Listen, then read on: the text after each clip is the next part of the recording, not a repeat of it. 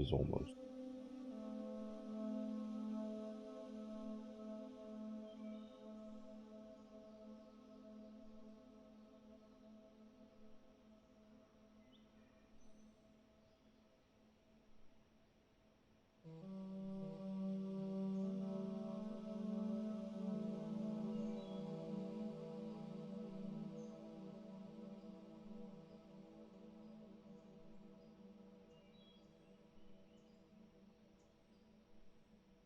Oh man. One of those more. One of those more. I need to start drinking coffee. I need a new coffee. Help me wake up a bit. Sorry if I'm a bit sniffly today. Good old allergies.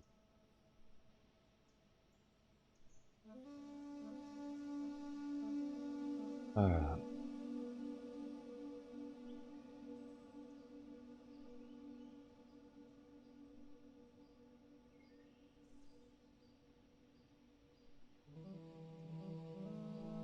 alright. That time. Hop in.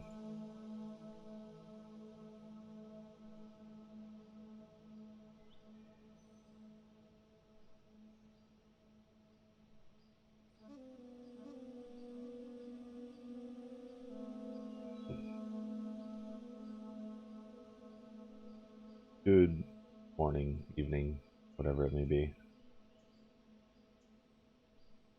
Good time.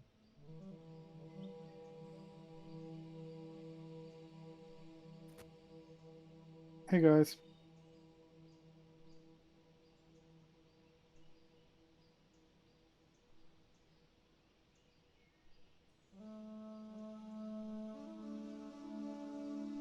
Hello. Morning.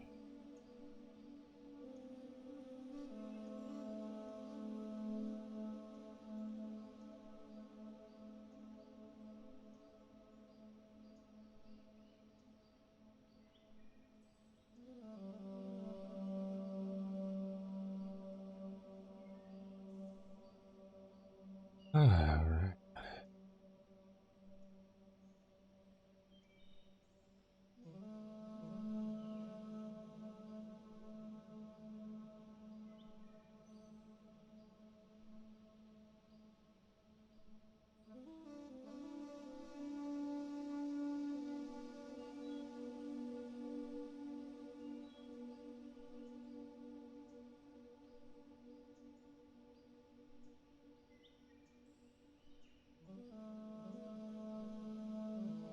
It's only been a week since we last played. Could be, yeah.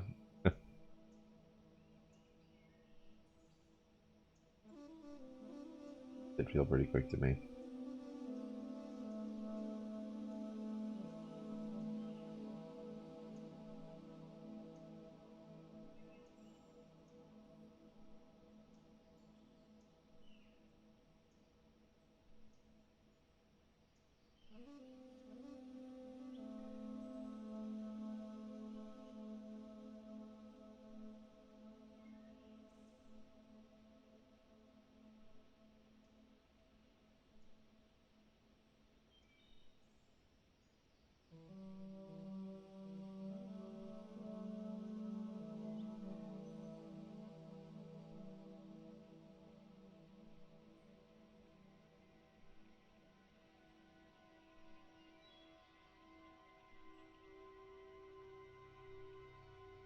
Good stretch.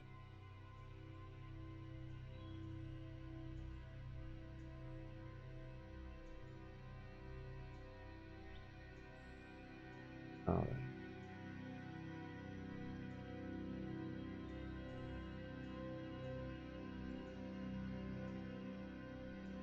Ooh, the witch guy is back. Yep. Guy's back.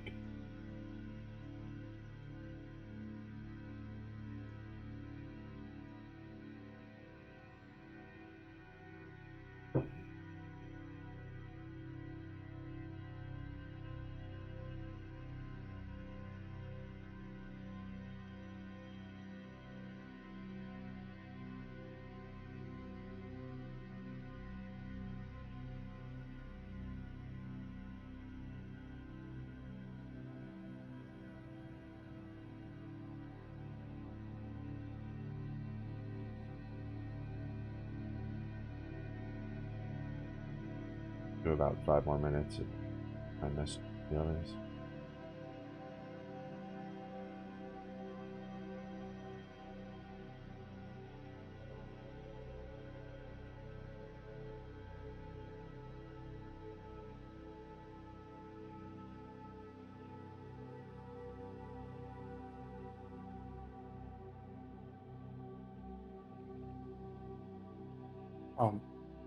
So this is the first time I'm opening this, but on the Adventurers Guild, there's like little blobs for everyone there.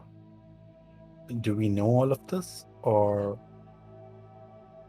we wouldn't?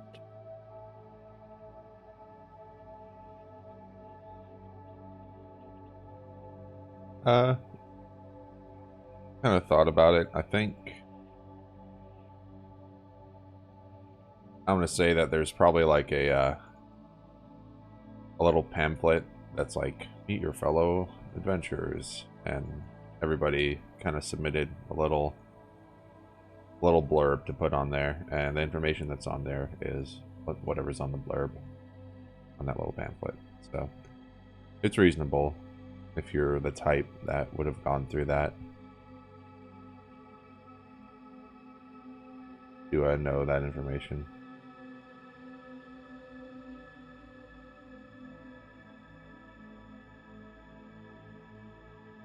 Some of it's just descriptors.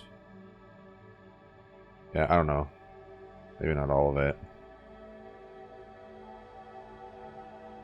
I'm reading through them again.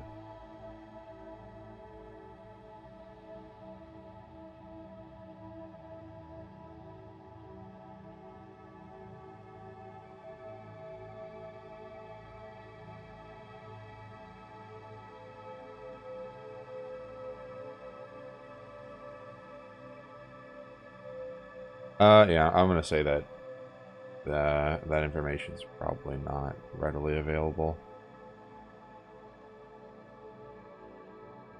Probably shouldn't have even put those blurbs on there.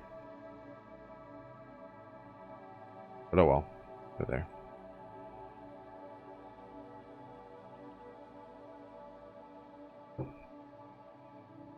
Okay. Would we know anything about them? Like, we have been in this inn for like a little while now. Yeah, you'd at least know all their names and generally the types of things they're good at.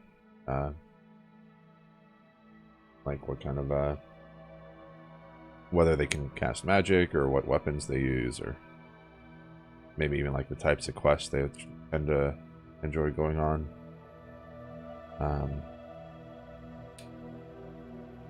So it's reasonable to know at least a little bit of basic information on each one. Maybe that's how you learn the information that's on those on the little biography page for each one, just through being here in the guild doing questing.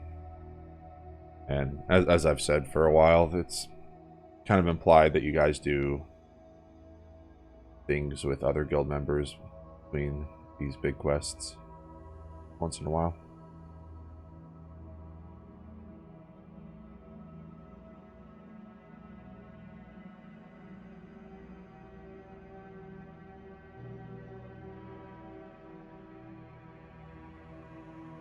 Sounds good.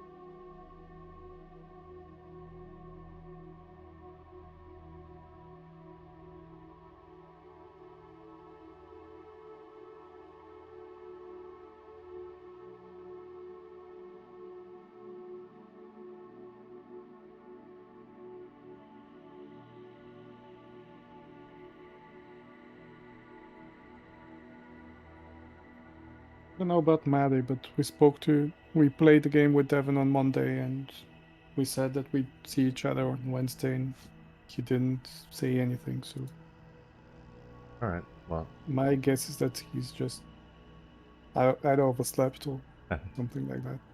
overslept or doing something with the baby or something.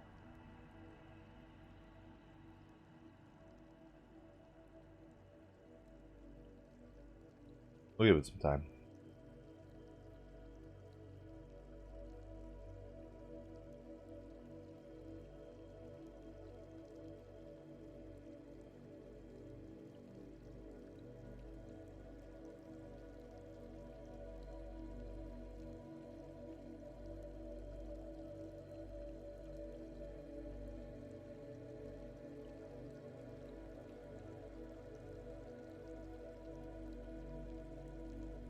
All right, stream. We're just gonna. A question, maybe more perhaps for Tony and Jonathan, but what are your guys' thoughts on um, this platform that we're using over Roll20?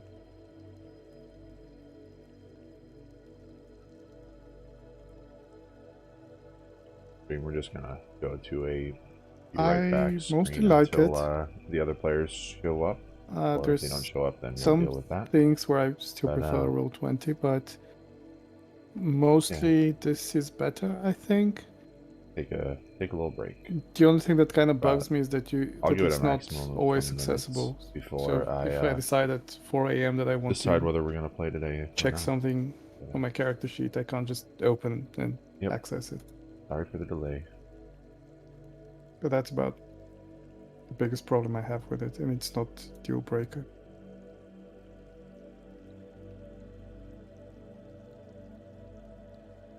I like that it's a lot easier to import spells. I always have to end up doing it by hand on Roll20. Yeah, that's really cool. I think the import function is it's like strongest strength, if that's even a phrase.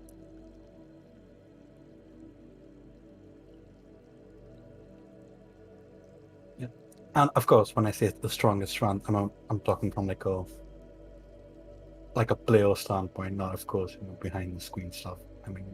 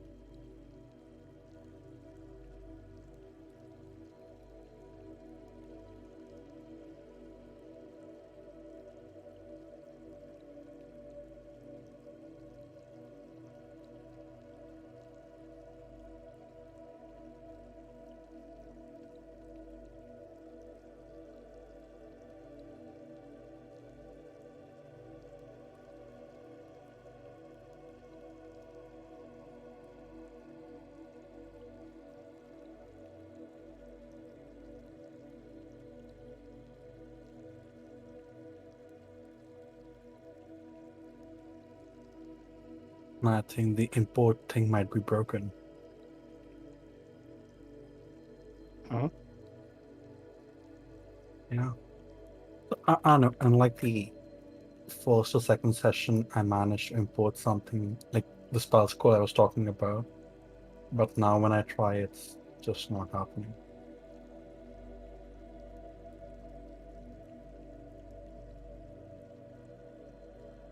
I'm trying to import like a scroll or something, and it's just not working.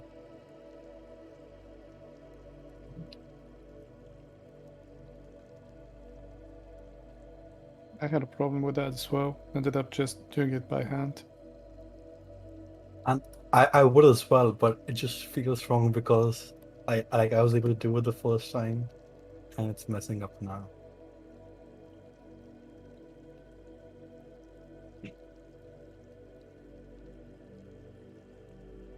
I'm like, did I select some weird option or?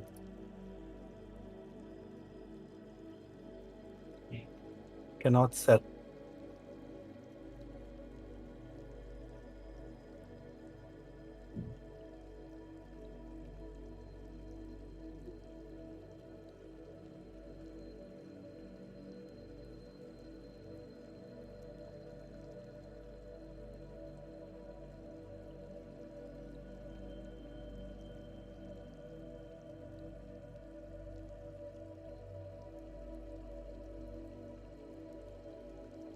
That explains why it was working earlier.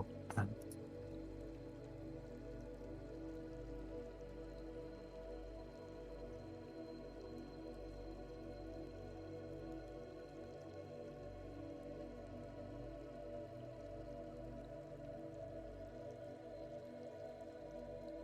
it's okay, it's not a big thing.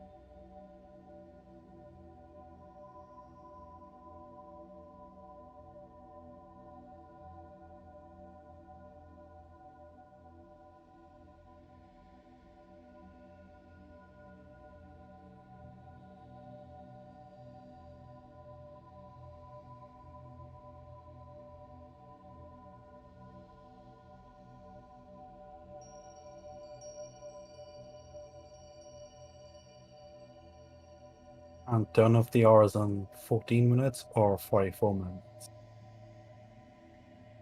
Say that again? Okay. Oh, Maddie's typing something.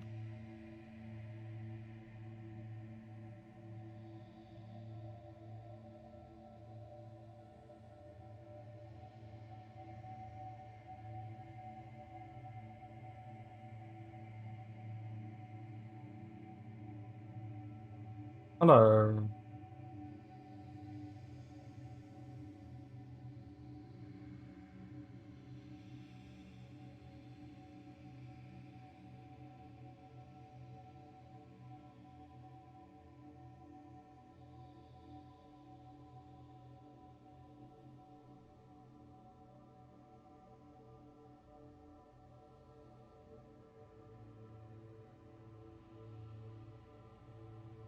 I assume this +1 laser pistol you gave me is a mistake, so I'm removing it.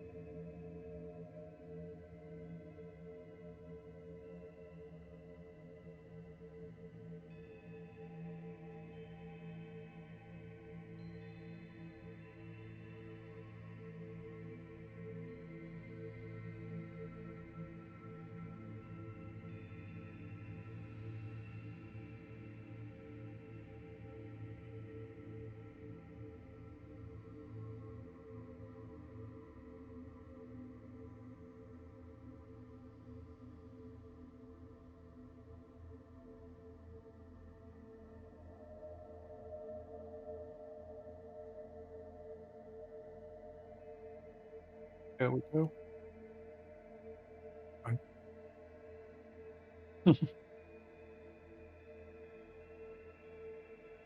Quick one. On your character sheet, on the front page, there's like 3 places to track different kind of resources. Is there a way to add more than 3?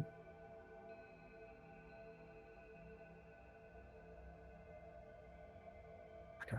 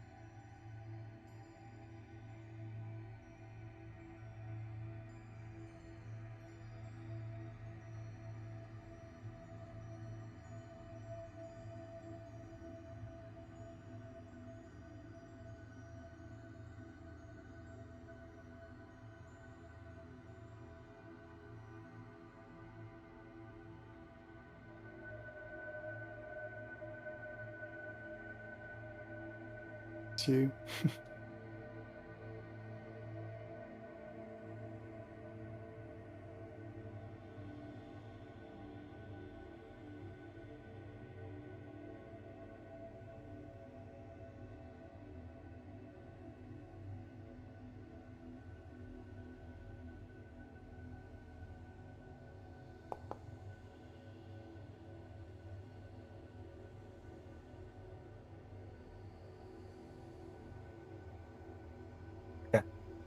I found a workaround for the reasons I needed it.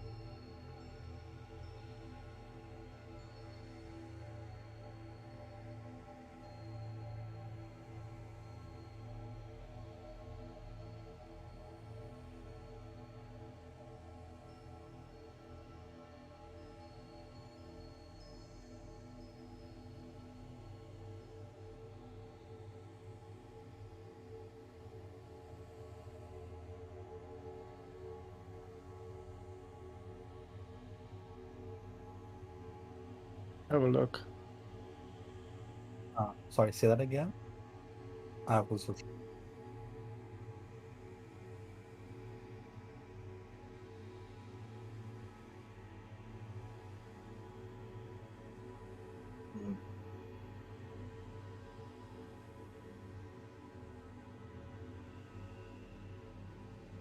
Yeah, we hadn't decided.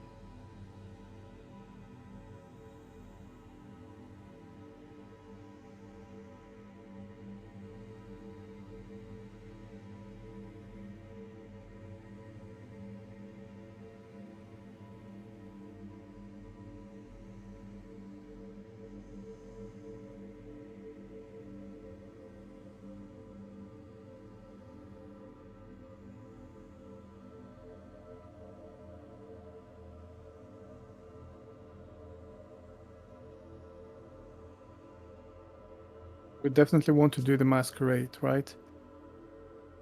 I mean, yeah, So but that's like more than 2 weeks away.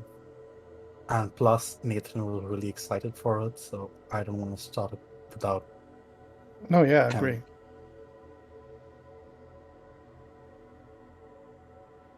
So maybe we could do something. We can discuss it in the car.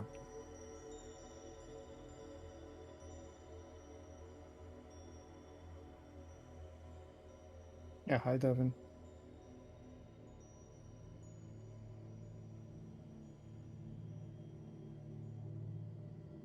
Alright, stream. Be back. Be back. Hello? Why is the camera so weird? Might be just getting his morning coffee ready. Yeah. There it is. Hello? Boom. There we go. The look of this pretty much.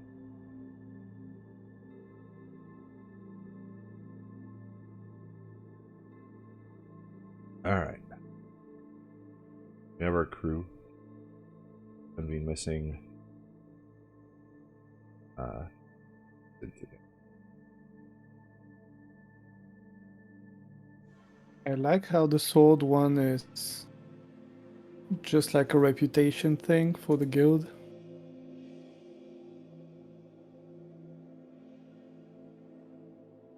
Yeah.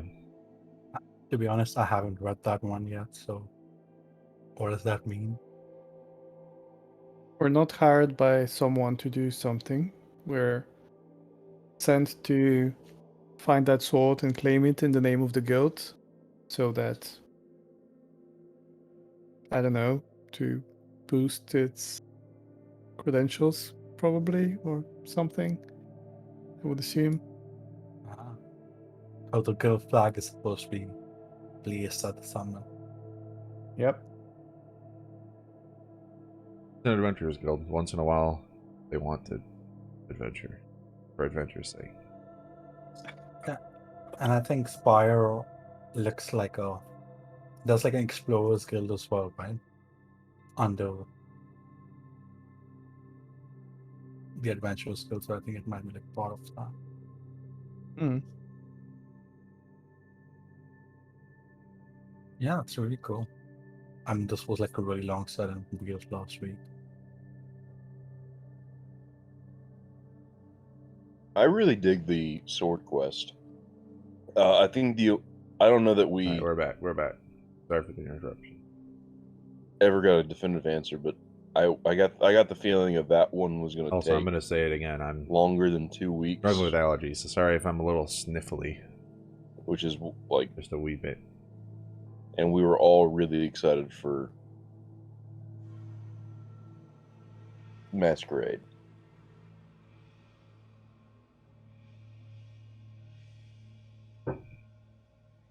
So, Yeah.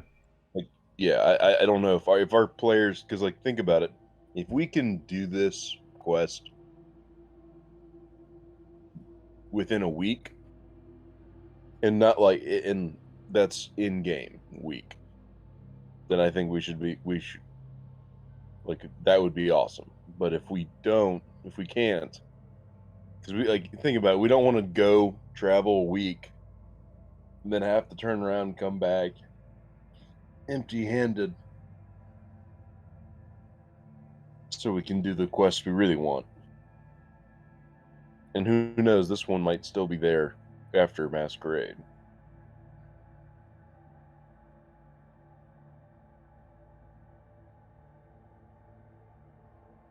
It's a legendary sword that has been there for a while, I assume. There's no reason to believe that it won't remain there for another while. Mm-hmm. The only thing is, like, I didn't want to do civil unrest. So I I as a was player saving do, but I don't think my character would. Yeah, and that's I what I'm was saying. saving this for like an in-character argument, but like I'm back on your point, right? I want to finish a quest within 2 weeks in the game so we can do the masquerade one. Our character, I don't want to do the quest because Nathan isn't here at the masquerade, so I don't want to just skip time. So civil unrest seems perfect because it's like right next to where we are, and if it takes longer than 2 weeks, we can just say, yeah, we're not interested anymore, walk out and do the other quest.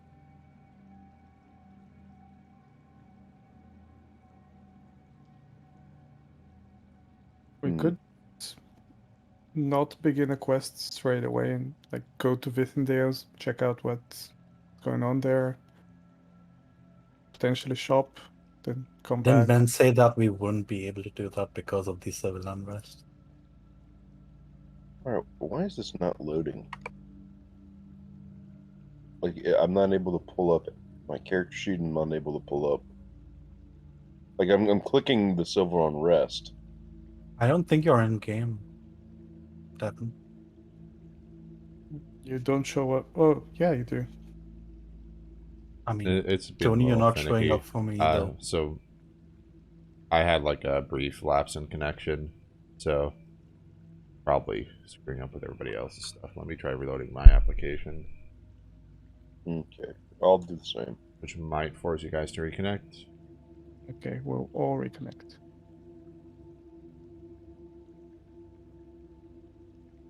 I only see myself and Jonathan and you. Yeah, but like, yeah, I'm in the game, and like, I see everyone's name up in the top corner, but as I'm trying to like open up my character sheet or open up the quests, it's just nothing's happening.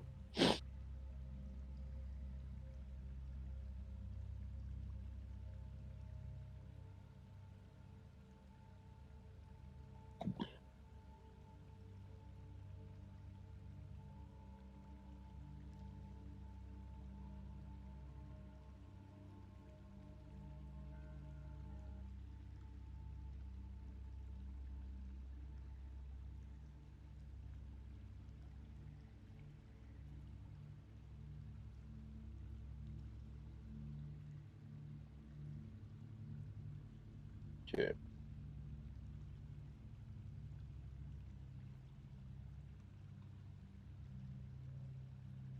There we go. Now it's doing stuff. Cool. Yeah, I lost connection briefly, and I think when that happens, it just screws everything up for everybody. So, should we start because we know Nathan won't be joining us? Yeah. Yep.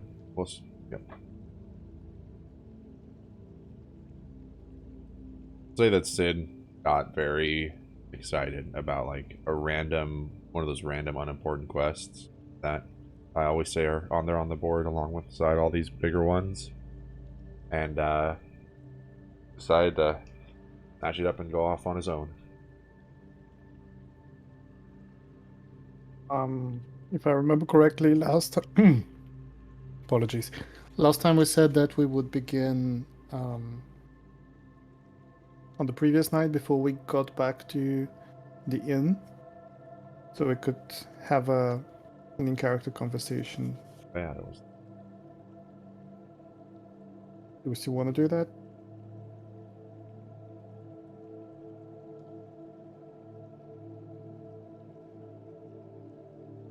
It's I don't know who was that conversation was going to be between, if it was just you and Aries, but yeah, whatever you'd like to do, we can go and do that.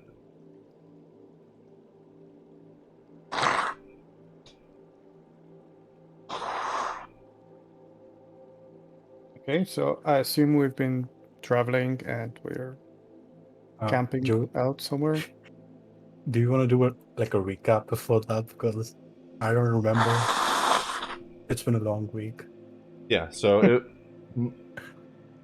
most of the last session was just talking to quotes Elliot, and trying to resolve that. And spoke to him. He was shifty and secretive. You know that he decided to just appear right after some kind of abjuration magic, which, piecing it together, obviously seems like some kind of alarm or trigger that would have told him that you were extracting the Heartstone from the Elder Tree. And yeah, I'm trying to recall because the other group has done this quest already. I'm trying to remember what he's revealed to you, what he's revealed to the other team, and make sure I don't overstep. Let me think for a second so I can remember myself. So I think essentially what you learned from him, slowly talking to him, he was willing to slowly give out more information about himself just to try and stave off hostility and maybe find some kind of way to work together. You learned that he admitted to being a thief, and essentially he never outright said it, but he implied strongly with how he was speaking that he was indeed the person that was robbing caravans. He strongly implied that he was only doing it because it was necessary, and that he made sure, to the best of his ability, that nobody got hurt, but was nonetheless stealing. And you further learned eventually that he was the one who had empowered the Heartstone in the tree. Had just kind of poured his magical energy into it, which was very taxing on him, he said. But because he wasn't a druid, and the Heartstone and the Elder Tree obviously requires kind of that druidic natural magic, that his magic had likely kind of corrupted, and as he claims it was an unintended side effect, had caused the Ents to be much more aggressive and whatnot. And you guys argued with him. He seemed content, or not content, but he seemed okay with the Elder Tree, or with the Ents side effect. He seemed like not too bothered with it, and that it was a necessary, or rather that to achieve his goal, if that had to happen, that was okay with him, it seemed. He kept emphasizing that, you know, he was only doing what was necessary. And you guys kind of gleaned that it was possibly to save someone that was in trouble, because the whole reason he needed the Elder Tree empowered was so that something called a Life Rose, a very, very rare flower with supposedly some kind of very strong healing properties, could only grow when there's an empowered Elder Tree in a region. And so he needed the Elder Tree and the region to kind of have that natural magic empowering it so it could grow. And the guys argued for a while back and forth about whether to help him and whatnot.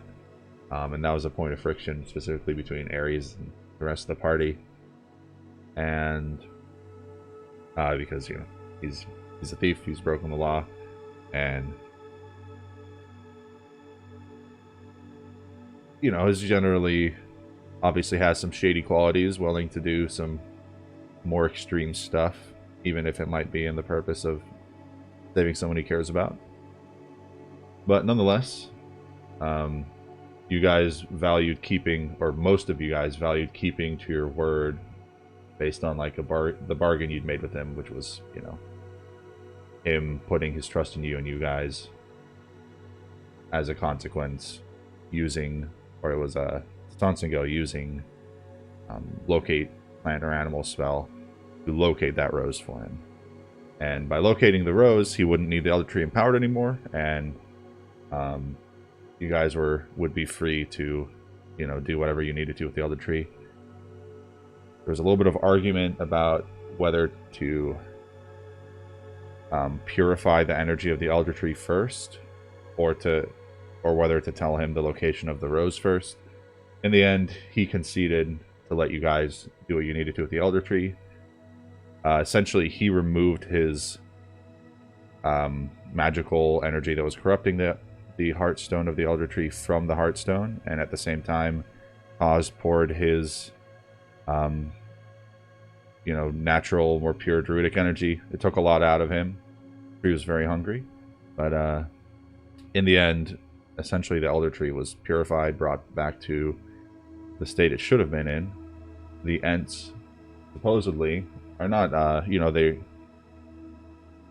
deductively speaking, you would know that they're not like dormant any now because the Elder Tree is still empowered, but they shouldn't be as aggressive. They should fulfill more of their role, which is just maintaining, taking care of the land, sometimes acting as protectors, but only when it's like an extreme case. Hopefully they should stop attacking people. And then there was argument because Ares still didn't want to tell Elliot the location of the rose, but the rest, like I said, the rest of the party valued keeping to their word and the bargain they'd made with him, and their I guess like the party reputation and honor over betraying Elliot. And so Taz of his, I think it was Taz of his own volition, just blurted out exactly the direction and distance to the rose, and Elliot teleported away via lightning, just like he appeared. And there was some more argument, obviously, about it, and some probably some still hard feelings about the situation, but you guys moved on and returned back here. And I think I covered everything. I missed something, I might bring it up later, but I think that's about the 10-minute synopsis. Just one small detail, if I may add. Mhm. When we asked him, he did pretend to be a logic master, but Faith found out by reading his mind that that was not the case, and in fact he had a great dislike for logic masters. Right. I don't... Yeah, it was like super obvious that he was a sorcerer. Correct Probably. me... Sorry, go ahead, Devin. No, I was saying it was like super obvious that he was a sorcerer. I don't know that anybody but Faith and probably Ares were like keyed in on that, but like in character, the rest of us were just like, yeah, I don't know. There's no reason for us to assume that he was anything but a logic master. Right. But yeah, it was just very heavily implied that he was a sorcerer. Mm-hmm. Yeah. That's kind of what I was going to clarify, and I was going to say, correct me if I'm misremembering it, but from what I understand, it wasn't like there was no 100% proof or confirmation that he wasn't a logic master. It was more so just like the knowledge that he has a very, very deep hatred of logic masters, and specifically fair. directed toward Ares. It could be he was a logic master and the order betrayed him in some significant way, and that's where the hatred's drawn from. Just want to clarify that. Or he betrayed the logic masters, and the logic masters are now hunting him. Yes, of course. Ares. Could be anything. And also there was some tension between Ares and the rest of the group, because this guy was willing to make every single compromise and concession that we put forward. Was willing to depower himself in front of us. Every time that he wanted to just go, we made another. We we had to make another concession. And then once he did everything we asked, we agreed to then help him out to find this flower. And that's when Ares changed his mind. And there was some more than a little tension there. Yeah, yeah, definitely. For clarity's sake as well, there was after the last proposal we did. It was only after that we found out that he was raiding caravans. So I just want to add that little bit of detail. Yeah, that was a good deal And breaker for Ares. Okay. so there was things which changed. We could talk about it in character, but I was just Yes. reminding, like I wasn't loading my comment. I was just saying that I was reminding people of, like, orders and stuff. But Oh yeah, it was strong friction. All right, cool. Yeah, I would have imagined that the journey back is like rather quiet and like a little bit kind of sulking after the the shroud of that argument is probably hanging over the party a little bit, and I guess we'll pick up there for whatever interaction wanted to happen for that journey back.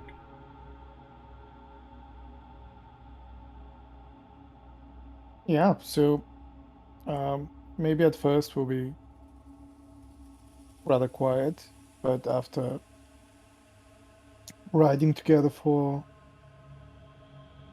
say, an hour or so, I think Fate will just speak up and say, "So are we going to talk about this at all, or are we just going to pretend that nothing happened?"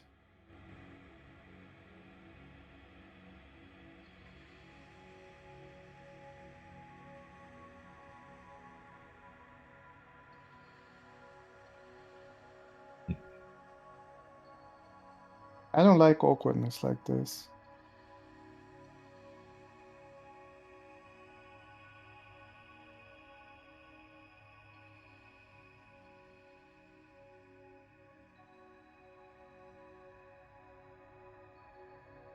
Does anyone respond? It doesn't seem like it.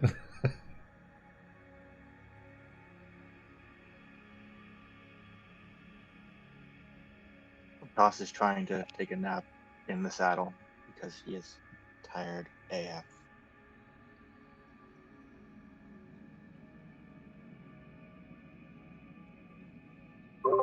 I mean, I said everything I had to say.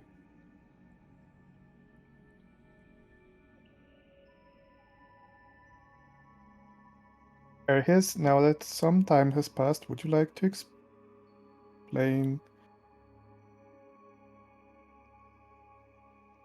I think I explained myself long, hard, and multiple times. I don't think there's more for me to say.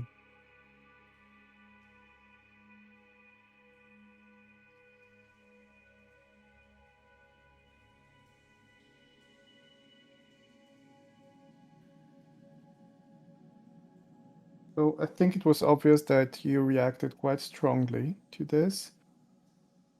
And I'm wondering whether there's more to it than you would like to. Can you share it?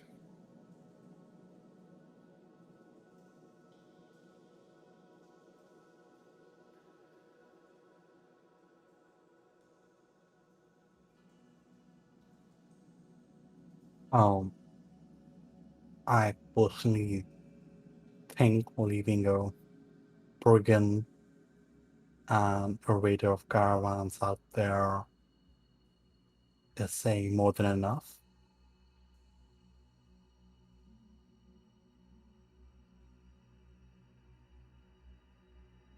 Right.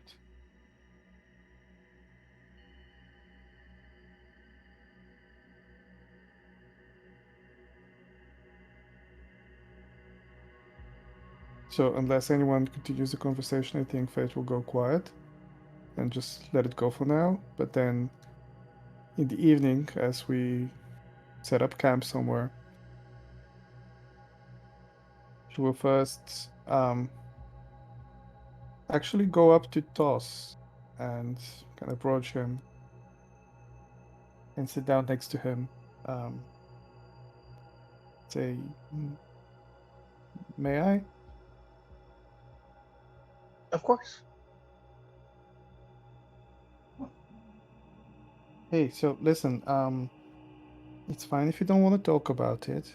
I completely understand. But what you did back there, it looked an awful lot like that druidic magic that Leafbeard talked about. I Yes, think my magic comes from the spirits of the land. so. You are a druid then? Yes.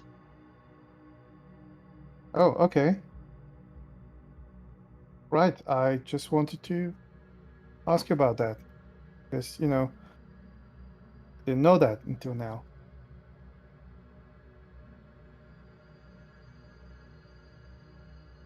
I didn't think it was as important as to how I got my magic as, I can provide what I provide to the group. I agree completely, but as we saw back there, as Leafbeard told us, there's people who might not feel that way. So, was that one of the reasons maybe why you didn't share it before then, or? I mean, I try not to advertise the fact far and wide because there.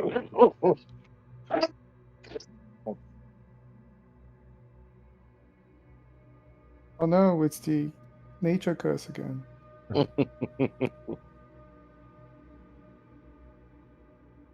You good, Jonathan? Yeah, I'm good. She just Also- decided she wanted to start barking at me for some reason. Is this like a private conversation or public one?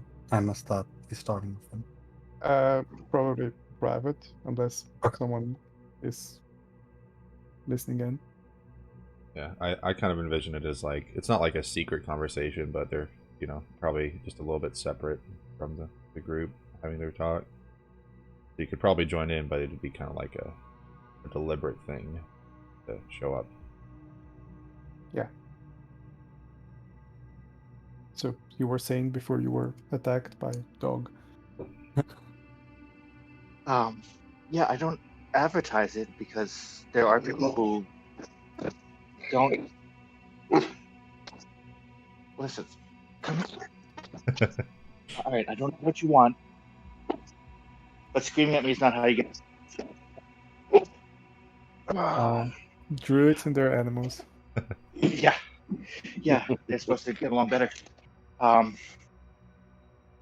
There are people who don't understand how my magic is different than like priests, but I don't follow any of the doctrinal religions. So then they make the next leap.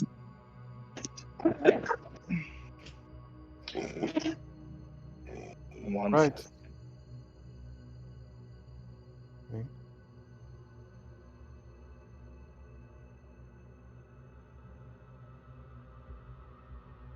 I was briefly attacked by my cat a couple of minutes ago, but I won that fight because I'm much bigger than her.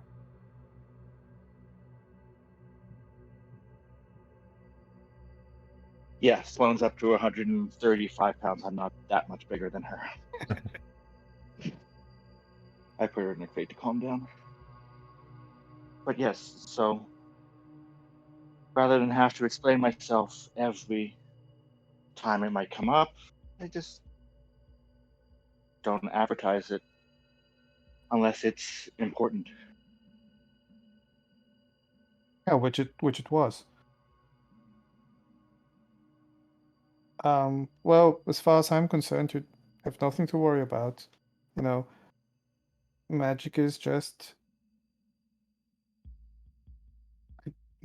I never understood why it would matter where your magic comes from, as long as you use it right, as long as you do good stuff with it, then who the fuck cares where it's from, right? Of course. It's the logic masters just have a long history of imposing their will upon people. So, and people listen to them.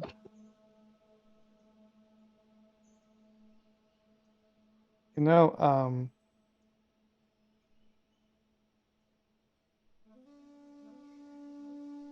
Eris, I wish I could say that he's not normally like that, but truth is I don't know. We've been apart for years. He went to university and went to study there, and we've been apart for a long time. And we've just recently reunited, and it's a bit weird. Not sure not sure it's the same person I knew back then at times. So, I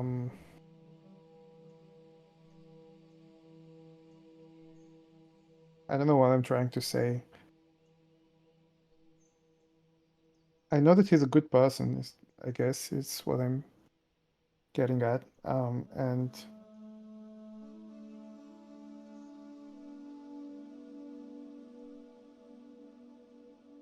I just need time to understand him, to learn the new.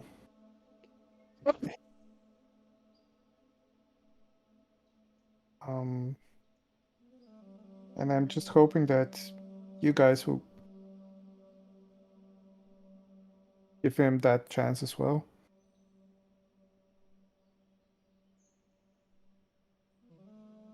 Just because he's a jerk doesn't mean I don't trust him or think he's out to do me ill. I just,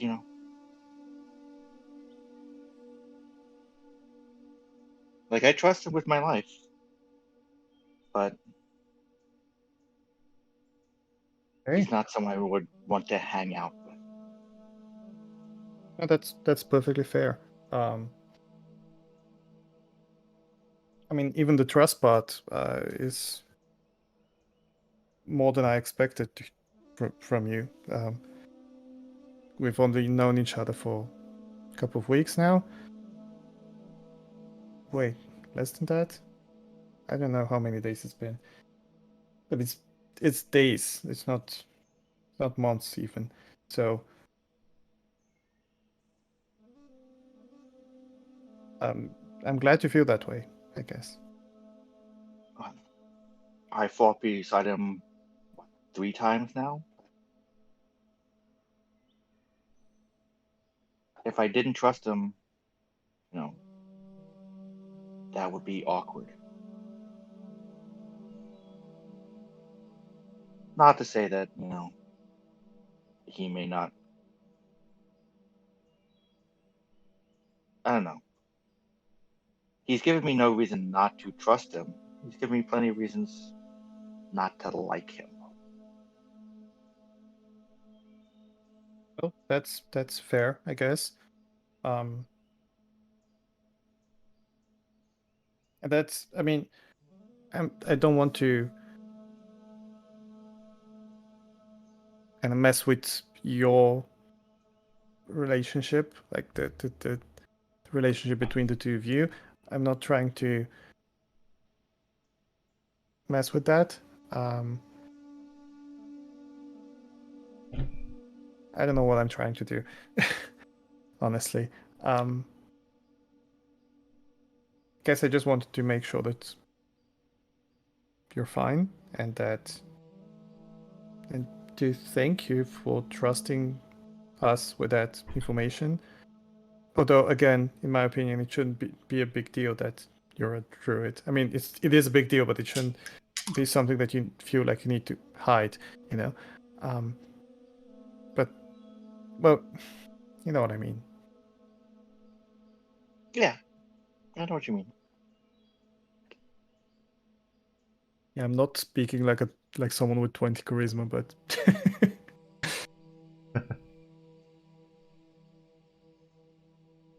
right. Well,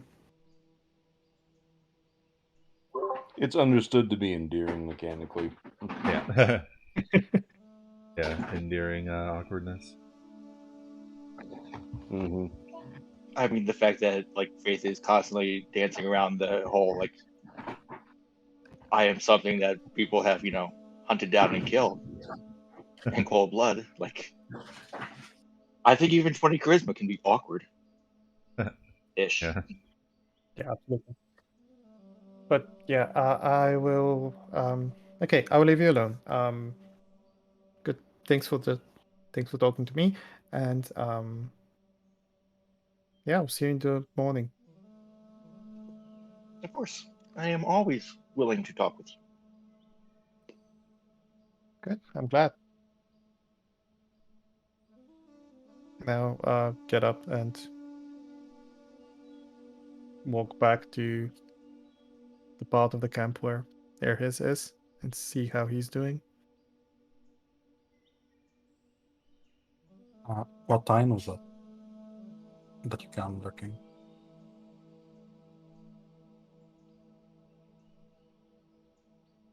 Evening, I suppose. I mean, like after dinner when people are starting to turn in, or like before that.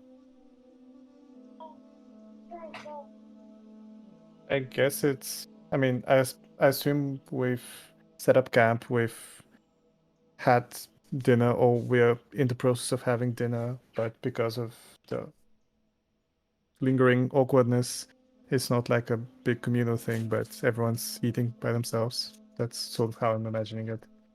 But Suddenly you free. just hear. Suddenly you just hear. Hey, where did Blue go? Dang it! Get out of my bag!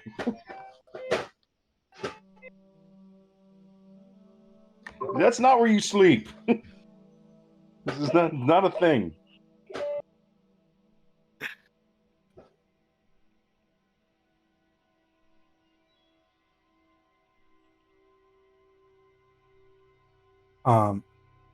I think Eris is taking like his rations or whatever plate of rations that he has, like 20-25 feet away from camp. Plops himself on his the bedroll that he has against a tree. And as you approach him, he has like a plate of food to his side. And it's like he's writing something. And there are like five, six, you know, bunched up parchments around him. Like he wrote something, but then he bunched the paper up and he just has it on his side.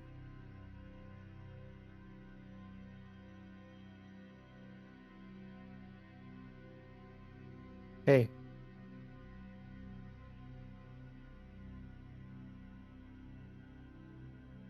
Kind of looks up and places the parchment that he's writing on over the bundle once, like picks his plate of food back up and nods towards you. are you busy? Anna? I can come back later if you need time.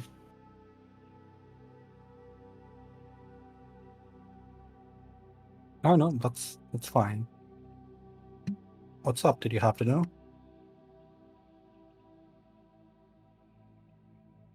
I look around to see if the others are paying attention to our conversation, sort of trying to make sure that no one's trying to listen in, as far as I can tell.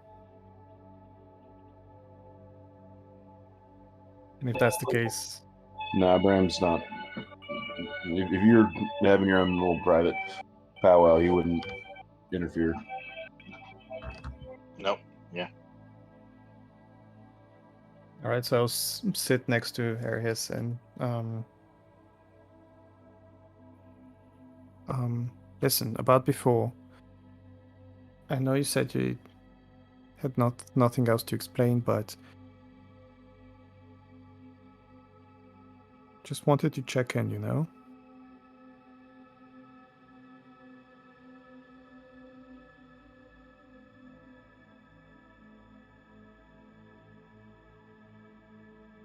I was looking at Minotaur's gaze towards you. Study your face for like a couple of seconds.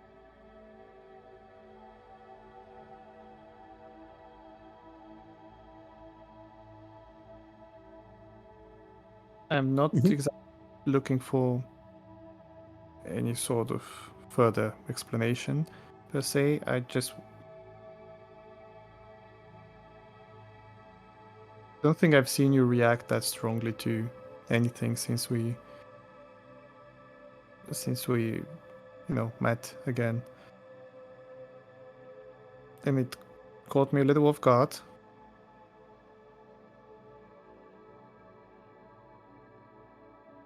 Which is fine, and you don't have to explain yourself to me if you don't want to. But if there's anything that I should know, anything you wanted to share, then I guess I'm here and you can do so if you feel the need or the. Oh, yeah.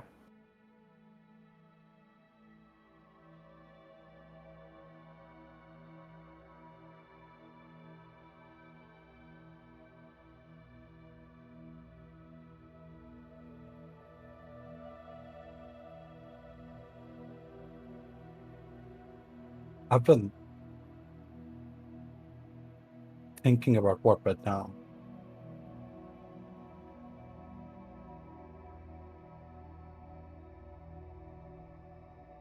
And it's like,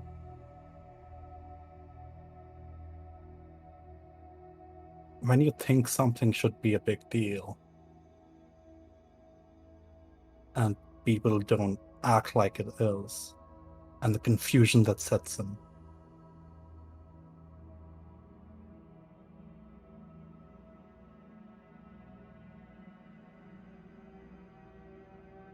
We just let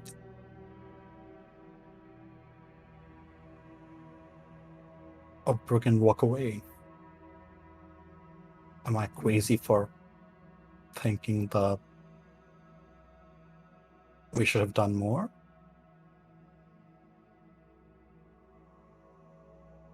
I guess it depends on how you want to see yourself.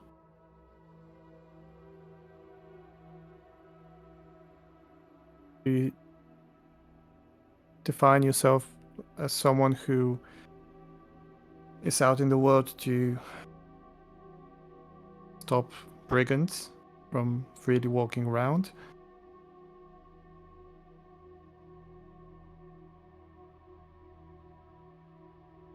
What do you... I guess I wanted to ask you what it is that you want to do with just, in general, with your life. And I guess I feel kind of guilty about not asking you before because we've spent so much time talking about my future or lack thereof that I don't think we ever stopped to discuss what your goals are, dreams. So you can afford to have dreams like me.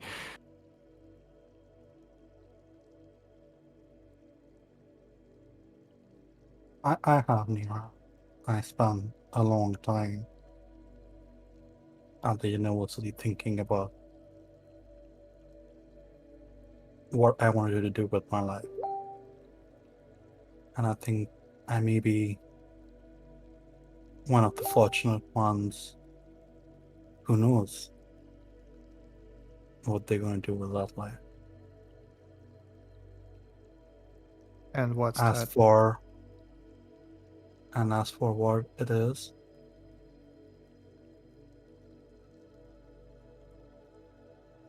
that's a conversation for another day. Somewhere down the line, I'll share that with you, man. And I do hope that day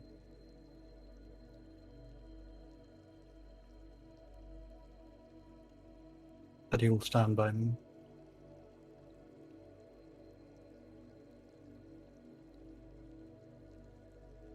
I give you a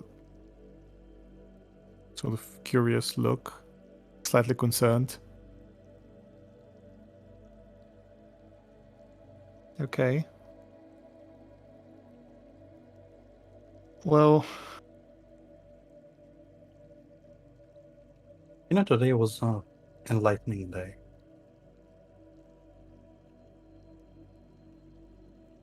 how so? I mean, I agree, but what exactly do you mean?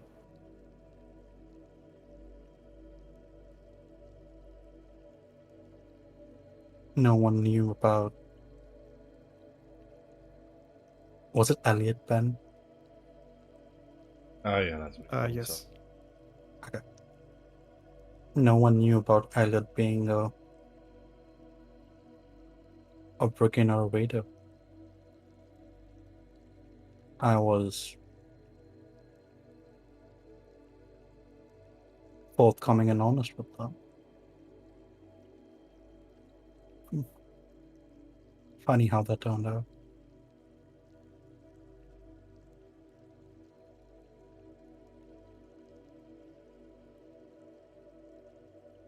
Okay, listen, I don't want you to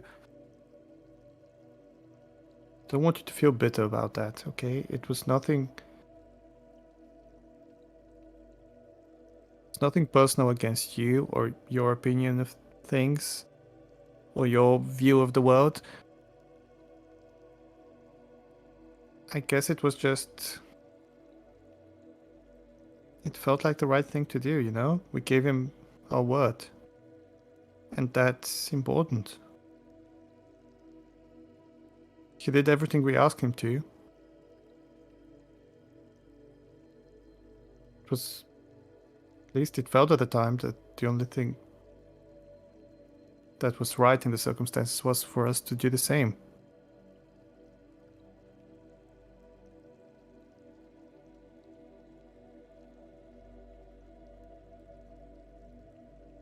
Maybe doesn't really matter anymore. I'm not saying I want criminals to go free, and if you want to report him to any authorities when we get back, that's absolutely fine, and I don't think anyone will mind. And I will definitely support you if they do.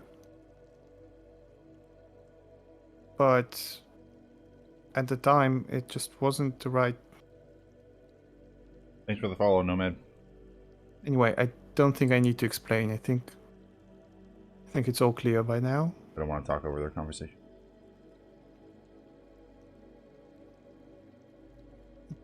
It's no good talking about it anymore.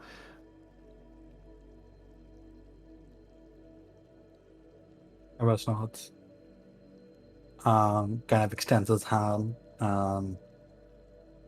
Nelly will pop up and kind of crawl over his arm to you. And he'll say, Go practice now. That's all the lesson there is for today.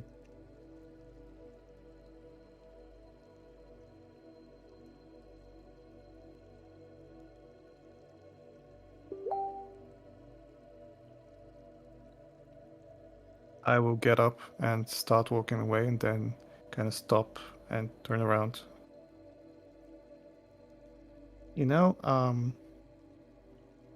This Elliot guy, he felt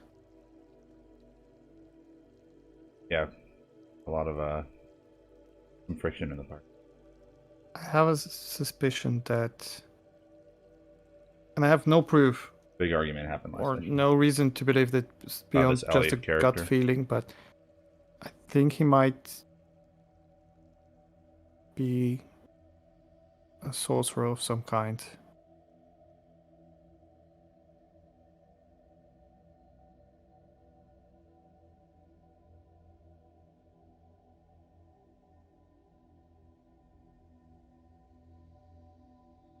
Aerith kind of looks up and studies your face for a second.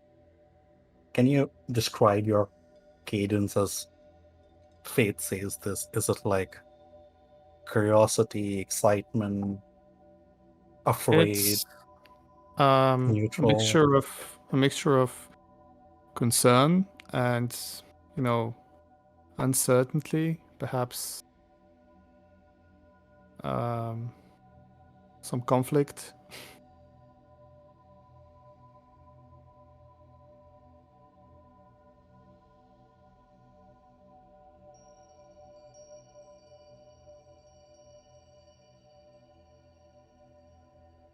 Aerith kind of acknowledges what you said and says, keep that to yourself, will you?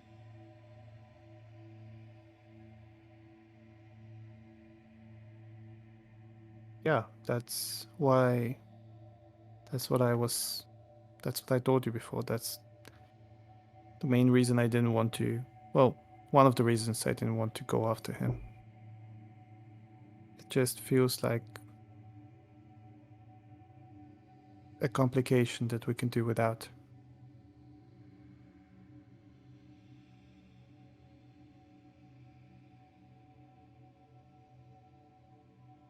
Aerith will not.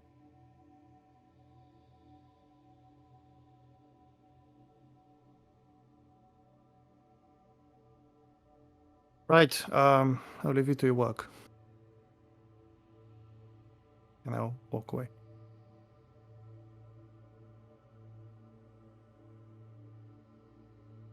As you turn around, you see Aerith just starts burning the scrambled up pieces of paper, like parchment, and tossing them aside.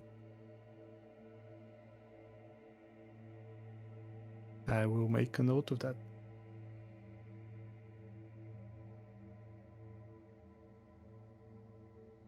I said I won't take up any more of people's time. Devin, if you want to ask Toss in character, go ahead. I was just messaging that well, like you guys had your scene just to see if maybe we could get a chat thing going, but it's not super important. It was just filler. That's where character comes from.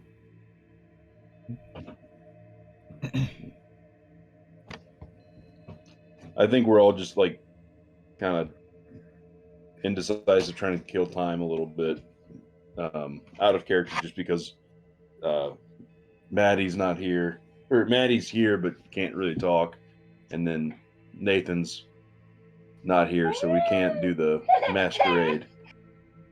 What's wrong? Why you cry? Why you sad? Because Nathan's not here. Yeah, because Nathan's not here and Maddie's. Hold on. I too am sad that Nathan's not here. I feel like crying, but I'm containing myself. All right. So, yeah, we'll just continue on then. We can have some more retrospective character moments if you guys think of something you wanted to do. Just a quick one. Does Pramir do the paladin thingy again on the tree when we're leaving? Yeah, I think we did that last week. Okay. We We didn't do Did it we? after the ritual, I think. Did we not? Then yeah, he'll do it again. If not, Why then not? then yeah, it definitely seems like whatever sense of corruption you had when you first sensed the Elder Tree is not there anymore. Everything seems right to you. And if it had to be said, you don't detect any phase or Cool. any of I those will creature tell types everybody. that Divine Sense would tell you about. All right. So yeah, the Silencing Guild manages to at least recover from one level of exhaustion by the time you guys get back. So you're still at one level of exhaustion. So a little worn out, but you're getting better. And yeah, you guys arrived back at the inn. We'll pick up where we started the session off, I guess. And so I guess at this point, there's an opportunity for any kind of downtime thing you guys wanted to take care of. You do have you're kind of flush with money, so if there's any anything related to that, like shopping or whatnot that you wanted to do, there's also time for that. Or yeah, otherwise it's time to pick a new quest and get started on that. I think he would bring something up in character to everybody. Hey guys, I want to talk to you about something. I've got about enough money on me, and by the time we finish the next quest, whatever it be, I will have enough for me to carry it over.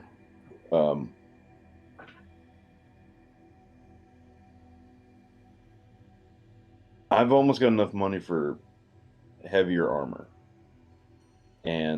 but it is investment. I don't know. Do you guys think it's worth getting? If you think that's selfish of me to get that, or How much do you need? not much. I mean,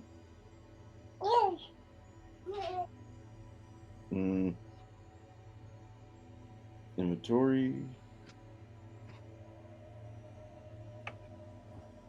Not much. About what is plate mail? 100 and I 1,500. I believe it's 1,500 gold. Yeah, 1,500. Yeah.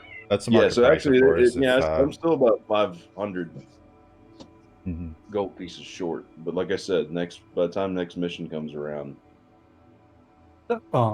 Sorry to interrupt. In character, having purchased items from Spire, have I seen like plate armor in their inventory, or is it something like Bram would need to order and then they would get it? So armor is a bit different because it usually requires fitting, which means like somebody on location who take measurements, especially for something like plate. Plate is so reliant on being well fitted to the person wearing it that you'd really have to go see an armorer for that. So it's not really the kind of thing that Spire would be able to order through the guild.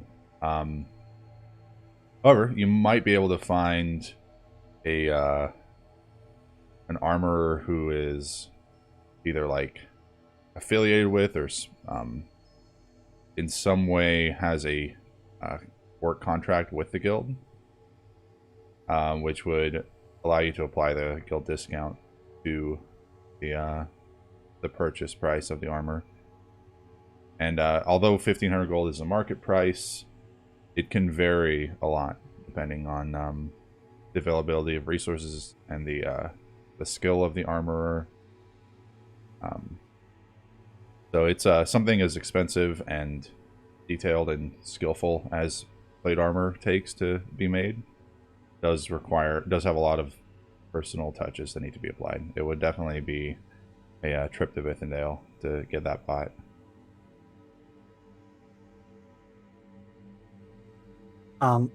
If I remember correctly, you mentioned going into within their province during the civil unrest might not be possible. Is that true? Yes, because the the civil unrest over the time you guys have been doing other quests has gotten to a point where it's you would have heard inklings of talk about it. It's kind of, as you're walking into taverns or on the road passing by people, a lot of people are talking about the unrest that's happening in the streets of Ithindale. And you wouldn't outright know whether or not you would be able to go up there and go shopping at the moment, but you would know that there would be some possible risk involved, and if your timing's bad, that if rioting breaks out, you could possibly get in some trouble. I don't know about you guys, but that sounds interesting to me.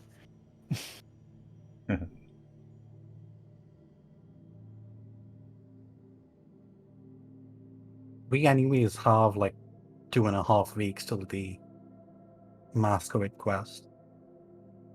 We could take a couple of days off and then try and do the civil unrest. It will give us an excuse to get into within their province, where we could do our shopping as well, including the armor. I'm be honest with all of y'all. I don't want to go bust heads. I don't want to, like, I don't know enough about what's going on in that province to know if what they're trying to do is right or wrong, and I don't know the context, and I don't feel comfortable just walking around pushing around people and just acting as a crowd buster. Like that's not what I want to do. So if you guys want to go explore the town and see what's going on, and just, that's one thing, but signing up before I know the full story is another. How would you guys feel about going to meet this Ackerfant person and see what they're about, and then we can make a decision, an informed decision.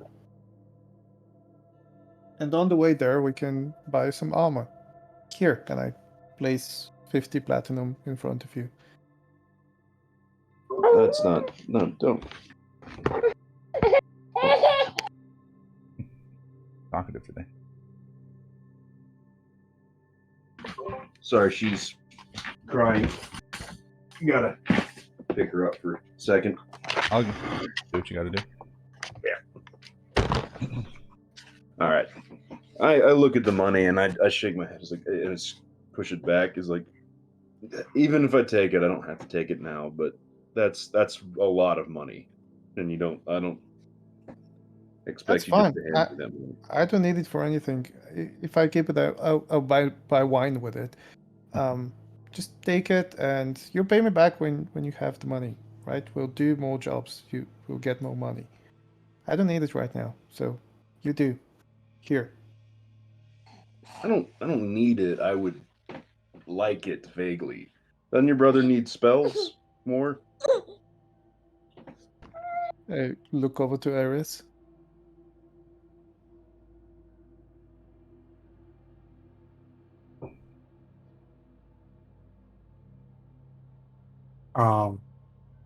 You can take a loan from the party fund. That would solve all of these problems.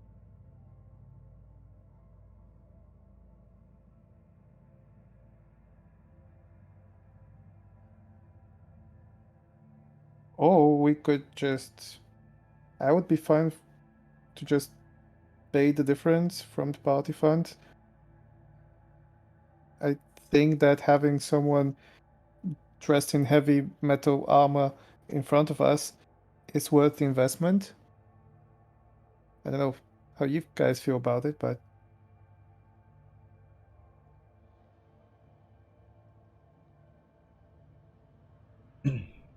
If we buy for some a set of armor that context. gets hit instead of me, then that sounds Ares like a here deal.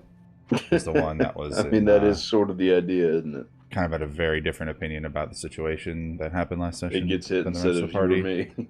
So he's kind of Right, a little so bit at odds with What do you guys think? the rest of the party for now. But Faith right here is Ares' sister, so she's Yeah, I would you be know, okay. a bit more sympathetic, a bit I know the party funds more of a belongs to all of us, peacemaker so, between him and the party right now. you know, we can just give him the 500 code from that, and whenever he makes it up, he can give it back to the party fund. So he has my word. It's up to the rest of you guys if you're okay with that. Yeah, what I'm saying is I would be fine even if he doesn't pay it back, because it is an investment not only for him but also for the party. That's just me.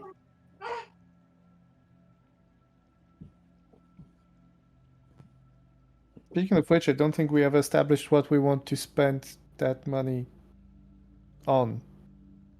The party fund money. Apart from traveling expenses. Also, do we want to have like a cool team name? Do you have something in mind? Yeah, I was just thinking, is like, if we're gonna keep working together, it might be nice to have like a team name. We can like introduce ourselves as, I don't know, something like the Awesome Squad. That's super lame. That's what? No, that's awesome. It has the word "awesome" in the name. How can Yeah, that be lame? People who are awesome don't need to call themselves awesome. Really? Oh, yeah. I guess that tracks. We can call ourselves, I don't know, competent and professional. Competent professionals. I mean, wouldn't it raise eyebrows that we're calling ourselves competent? Like, isn't that the same thing as like the awesome situation? Where it's like, oh, if we were competent, why are we saying we're competent? No, yeah, I agree. That's stupid. No one would call themselves that.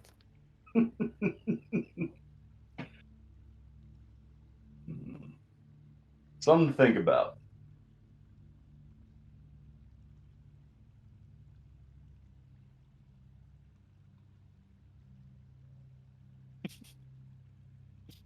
Hmm. But you, Let's Toss, say- you got any ideas?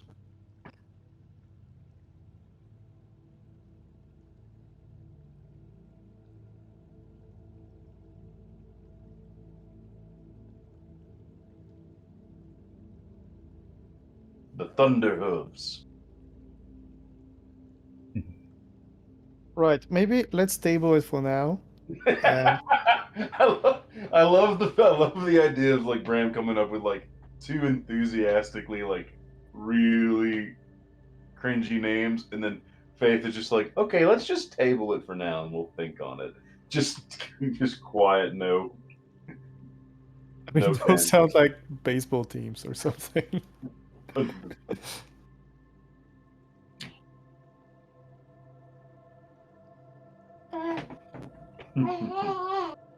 At some point during the evening, I want to go up to Zach's. Is Mhm. that it? How you pronounce the name? And purchase from him a glass of the expensive wine and send it over to the fat guy who never introduced himself to me. Okay, Zach's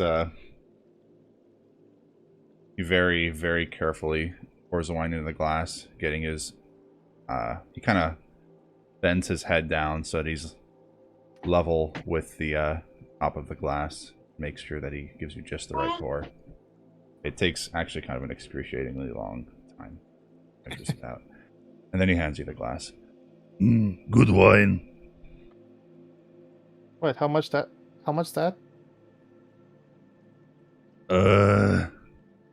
2. To What? 2. 2 gold pieces? Hmm.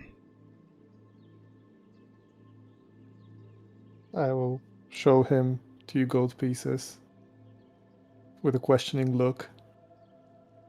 2, that's good. Okay.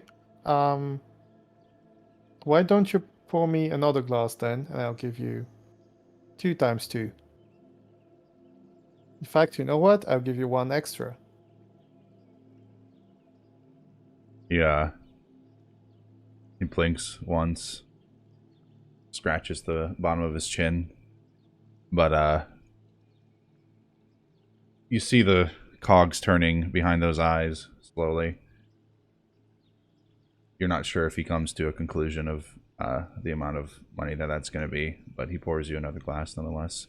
Excruciatingly I slow. love once more. Zags. Zags is great. He's super fun. I will He give only him gets 5 gold. gets better as time goes on.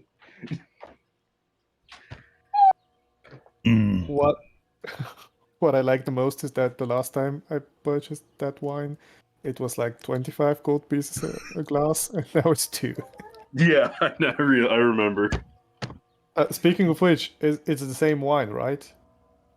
Yeah, it's the same wine. It is. Good. He had enough wherewithal in there to grab the same good wine. Awesome. So give him the 5 Oh. gold pieces. Oh, now he's gonna get in trouble. And I'll walk over to the big guy and kind of place one in front of him and raise the other and say, "Hi, remember me? So I'd pay you back that glass of wine you bought me the other day." I must say, I'm impressed you can afford this. And he'll take the glass of wine you placed on the table and slide it towards the plate that he's eating from. I awkwardly stand around, sort of expecting to give him a toast, but when he doesn't do so, I would just take a sip and say, "Ah, well, you know, we're all adventurers here. There's lots of money to be made, and we're out there making it. Also making a name for ourselves.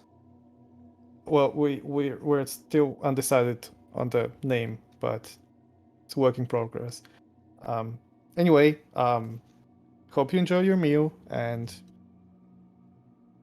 if you ever need any help with any adventuring stuff, that's our table over there. You know where to find us." Oh, interesting proposal. It's usually others coming to me for help, not the other way around.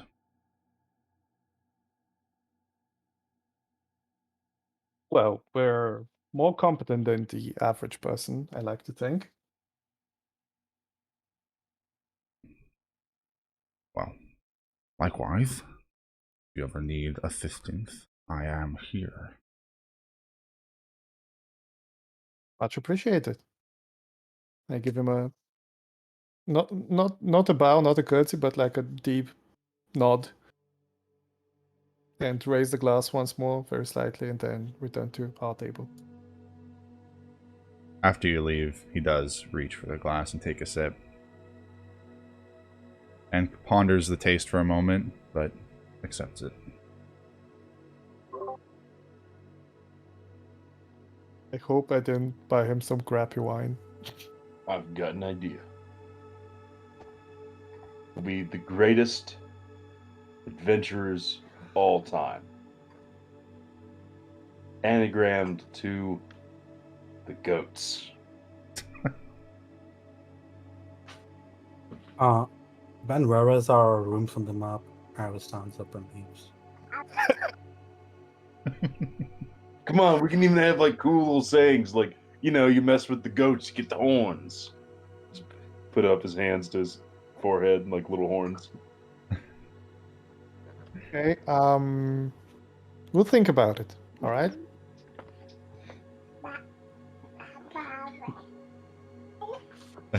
So All right. while it may appear that Eris is walking away because of the story, but of the conversation, but in reality, that's not the case. I'm not sure where our rooms are on the map, but Eris will, make his way to his room, close the door, kind of pull back his left sleeve where there's like runes and patterns in Elvish, and will begin tracing the symbols in the air in front of him and cast a spell.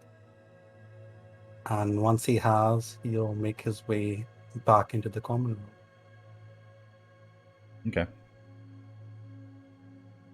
Just send me a message of what it is if you're trying to keep it discreet, which it really seems you are.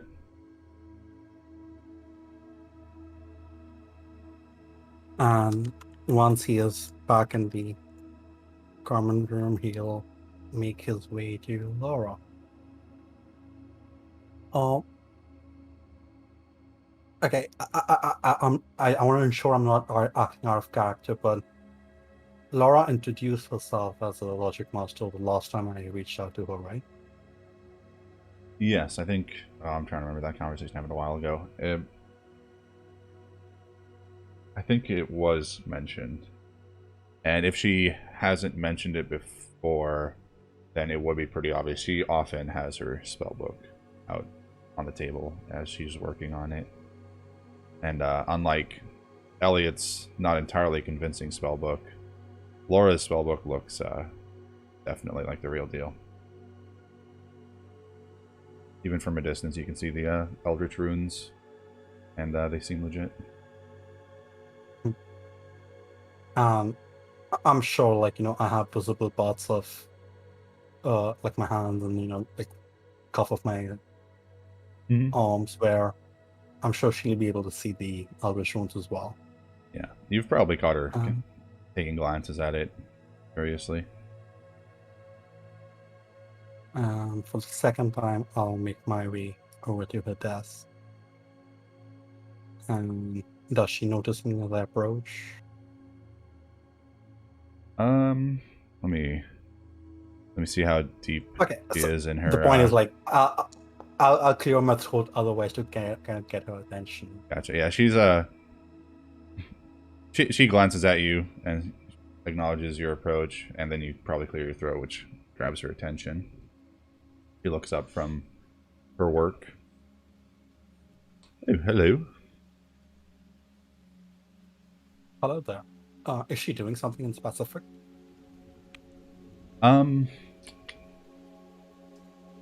She is looking at a star chart. Constellations and just various star positionings are marked on the page. It'd be pretty apparent at a glance. Star charts are pretty distinct looking. Okay, and what does that relate to? Like, what field of logic mastery does that relate to? I mean, I know out of character, but can I make that relation in character? Right. I mean, astronomy. Yeah, you can make that relation in character between astronomy and divination type stuff.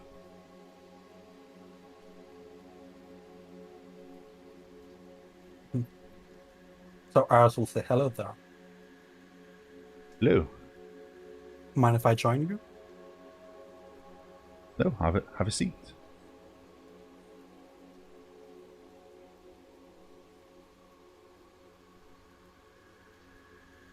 Did Ben drop? Hello. Yeah, that was No, Maddie. okay. I'm here. Do we want to pause or continue? No, continue. If you didn't hear me, she says have a seat. Okay. So as I sit down, I look over to what she's doing. What's interesting is that your specialization. Oh, this, yes. It is my specialization.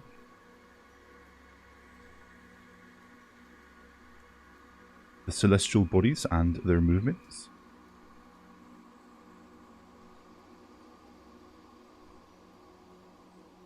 What brings you all the way from Meridian to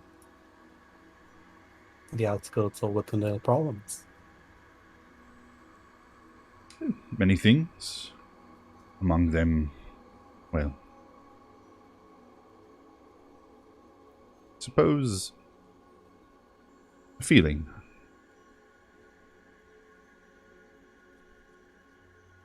Feeling that I'm supposed to be here.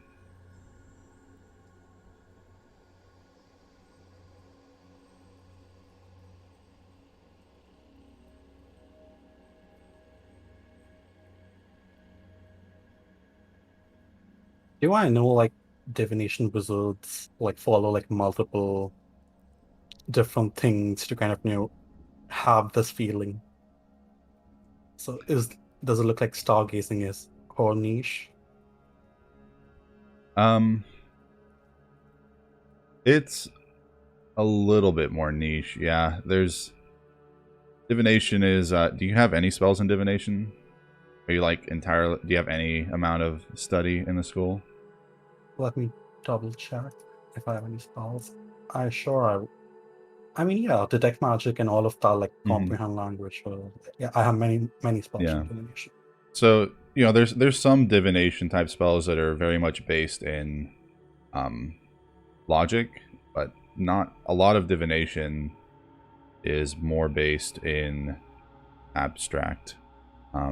Obviously, some divination wizards will lean more or less into one or the other. Star charts are a bit more into the logic side of things. It's a bit more about trying to predict. Well, it's all very complicated, but they kind of link the movement of celestial bodies to certain influences in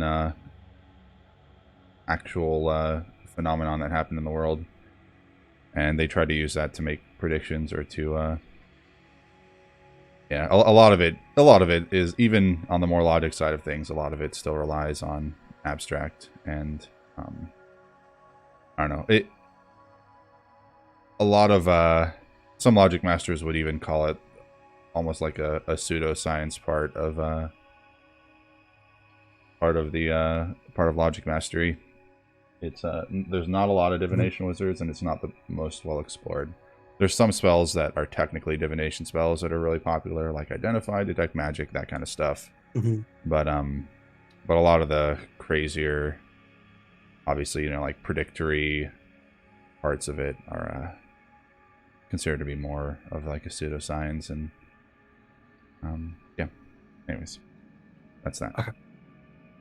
So as she talks about this feeling, I'll kind of flicker my eyes and I'll take like a might have been leaning towards us, so I'll take like a lean back and say, I noticed the other day that you like tea.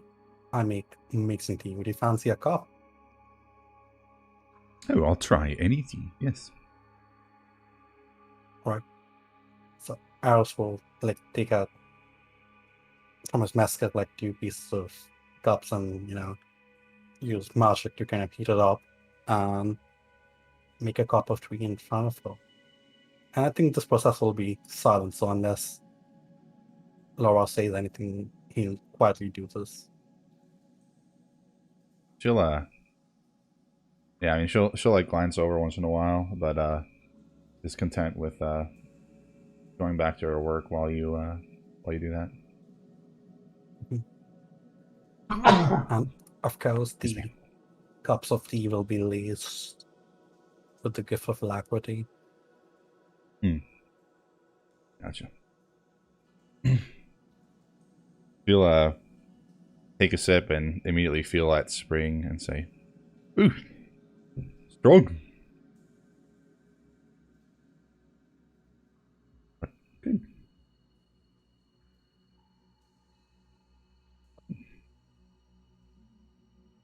Towards the later end of my years at the university, I was working with someone who is, an expert like you in the field of divination towards a certain spell in your specialization. never managed to learn it before I left the university. I'm sure there aren't very many logic masters of our caliber around here. So let's cut to the chase. I'll show you yours if you show me yours. I'll show. Oh, Smooth. that seems like a one-sided deal there. I'll show you mine if you show me yours. That's Aries flirting right there. And to the outward eye, it might appear like flirting, but this is like textbook university flirting. Where, Yeah, where, of course. Hey, Daddy, let me let's talk about that Dewey Decimal System. I'll organize your textbook. Yeah, the most common pickup line at Meridian University for Logic Masters. You just used it, and she nonetheless gives like a half smile and says, "Oh, of course. Here, have a look." And she will proffer her spell book onto the table, and all right. So looking through it, I guess I'll just start with, I'll just do the level 1 spells first. She has Identify, Detect Magic, Comprehend Languages, and Magic Missile. And then second level spells, she has Augury, Detect Thoughts, Mind Spike, and Nystul's Magic Aura. I won't be able to remember, but if Mm. whatever during downtime, you could just message it to me. That would be Yeah. easier. Yeah, But I think we'll we deal can- with this Yeah. outside of the session. Yeah. And I think I'll just we'll just start off with one thing, Mhm. and I'll as I finish up my tea, and they're like tea leaves at the end. Eros will say, "I've spent countless hours trying to decipher what these tea leaves mean, and I feel like I was extremely close to it when I left the university. If you could help me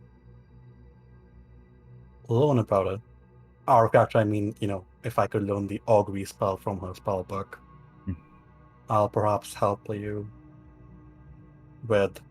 And he'll take like the sleeves of his left arm back, and he'll show her one of the second level spells Eris knows, and you can go towards my spell book to see what I have, and essentially will offer her one of those second level spells in exchange. Mhm. Okay. Gotcha. She seems interested in enhanced ability. But yeah. That's a spell I cast in case I needed to roll something to persuade her, but this was far easier than I She thought. seems rather amicable. Yeah.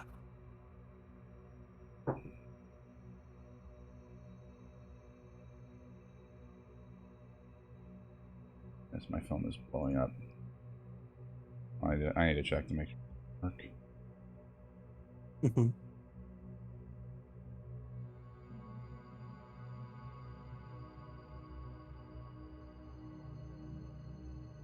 All right. I'm good. Not work. Thank goodness. All right. So yeah, you guys make an exchange of. Obviously, this would take some time as you're Yeah. copying each other's spell books / spell tattoo. I don't think we would do that here, would we? Oh no, you would just kind of like touch base and agree to do that exchange later. Yeah. So maybe something. Yeah. So from out of this perspective, it would seem like they walk away somewhere. Okay. Okay. Man, every sentence is a different innuendo. I know. Okay. So we'll swap augury and enhance ability, and then we'll figure out the rest offline. Is that what they called it at university? Exchanging spells? Anyways. Alright, yeah. You guys work that out. In the meantime, we're here at the table. We say that kind of happened around the same time that Faith's interaction with Rodford Quiltillion Haverford III did. Yeah, there remains a quest to be picked. Spellbook and chill. I'm gonna have to remember that. Spellbook and chill. That's funny.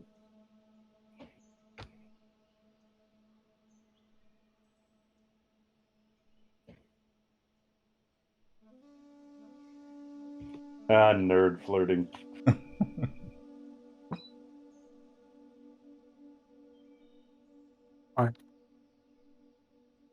I'm okay to fade away from that scene.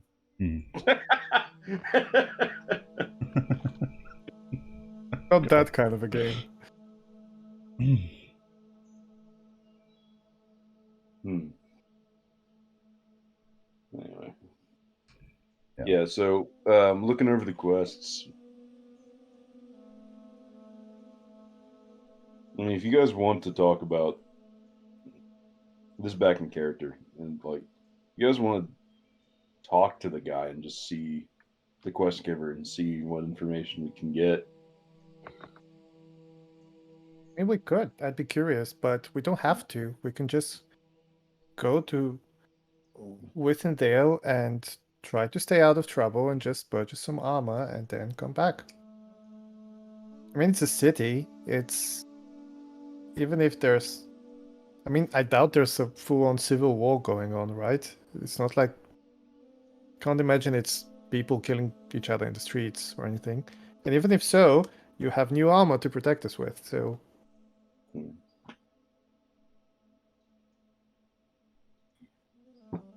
I mean, I'm okay with a small detour. You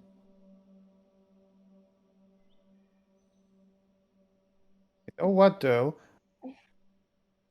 We can certainly buy this armor for you, or I hope that we can, but... You know, I've been to a number of these fancy parties, like the one we're going to in a couple of weeks, and usually they don't let people with heavy armor inside. Generally frowned upon. That is a very good point. So, like, maybe it'd be best just to wait until after the whole masquerade. No. I was. That's not what I was getting at. I'm sorry if this comes off as. Don't mean to offend in any way, but do you perhaps have any fancier clothes? I mean, not really. I've got my traveling cloak, got my, I got my pajamas. I've got this. He kind of puts his pulls on his linen undershirt, his and talibard, whatever. He's like, about it. I got a sweater my mom made me. Right. I'm sure it's wonderful, but perhaps not the best evening attire. No, not for. I don't think I have fancies. Whatever. What about you, Dos? Blue? What about you guys? I bought fancy clothes the last time we were in town. I'm gonna say this, and I want to make it like platonically. Blue would look adorable in fancy clothes.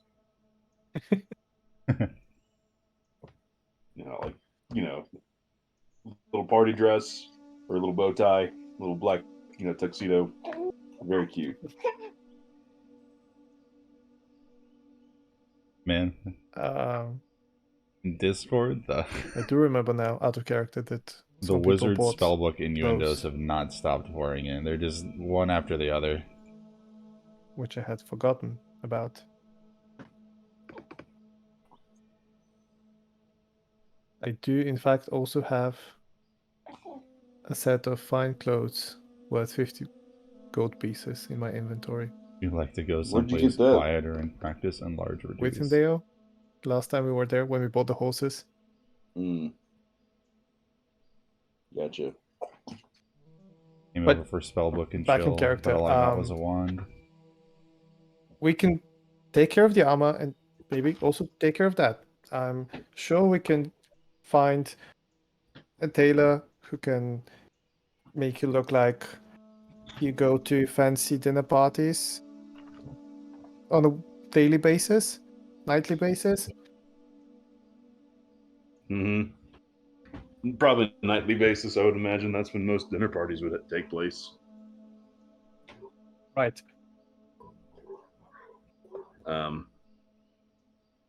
Yeah, I'm down for that. Yeah,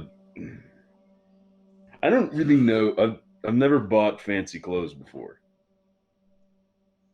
Sort of never been like necessary. Don't worry about it.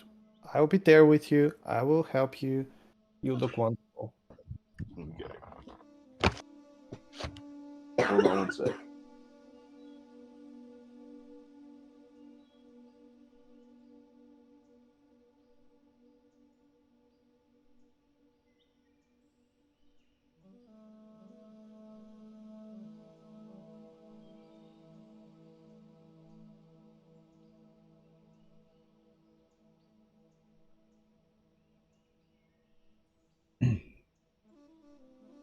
Just to clarify, is Arius just gone for the evening, or does he eventually return to us?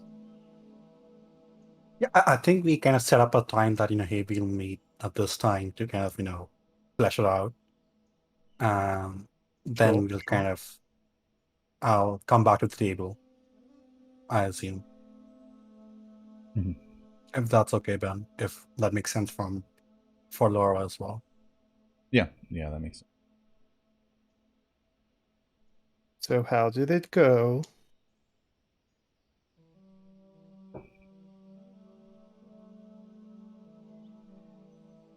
How did what go? You know, she seems nice. Did you like the tea?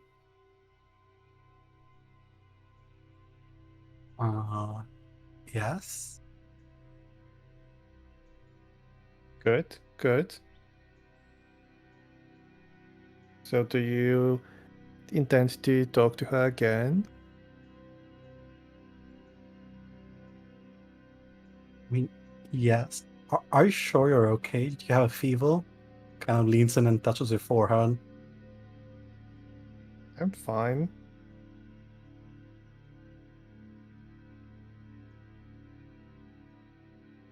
If you don't want to talk about it, that's fine. Back. Welcome back. Kind of shrugs and just goes back to whatever drink he has in front of him. I just give Bram a grin. All right. So,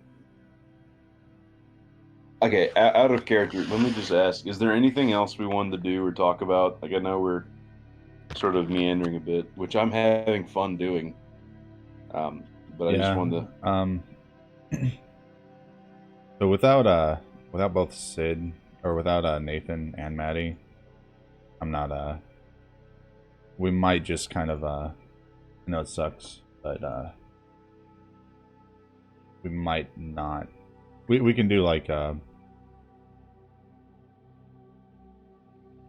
Do not a get shopping too deep trip? into a quest. Yeah, like I think if you guys wanted to do that shopping trip, and then even if you wanted to like talk to Ackerfend and like kind of like information gather, maybe like commit to a quest or at least make that decision.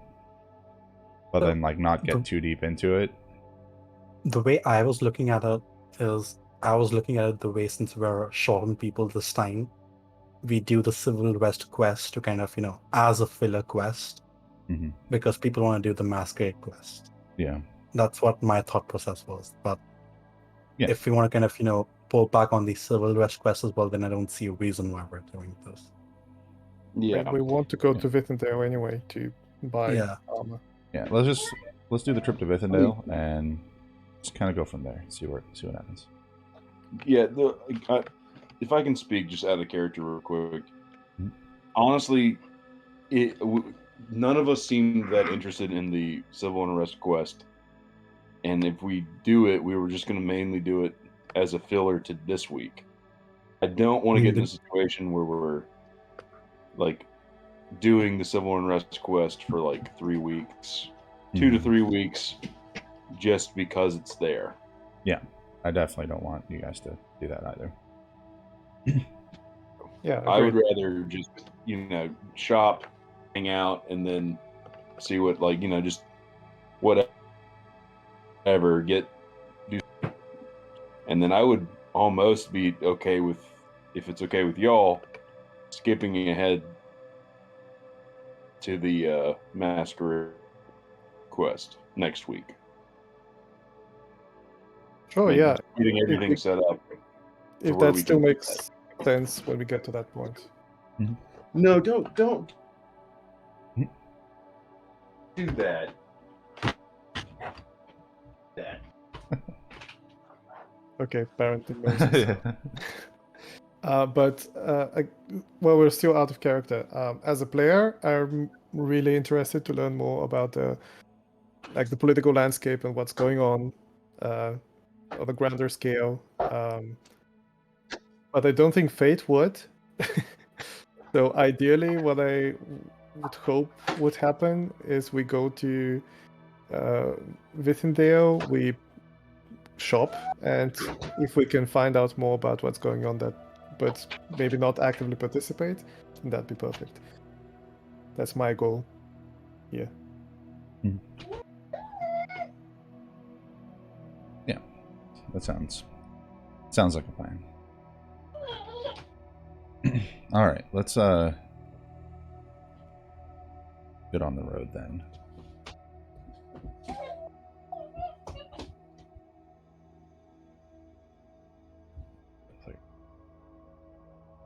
Delete it. That evening, Fate will spend 1 hour to write in her journal.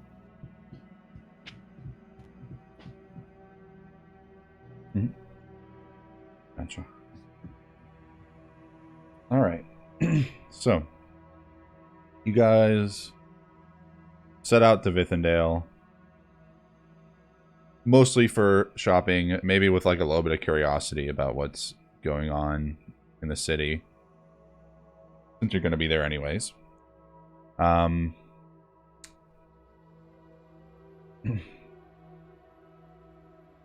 On the road, it seems especially barren of Nyathel patrols. You guys are used to running into a patrol once in a while, especially on this road that's between the inn and Vithendale, since it is close to the city and a lot of caravans go through it, so it's usually a bit busier. But it seems like the Empire has consolidated their forces into the city, as you pretty much run into no patrols whatsoever.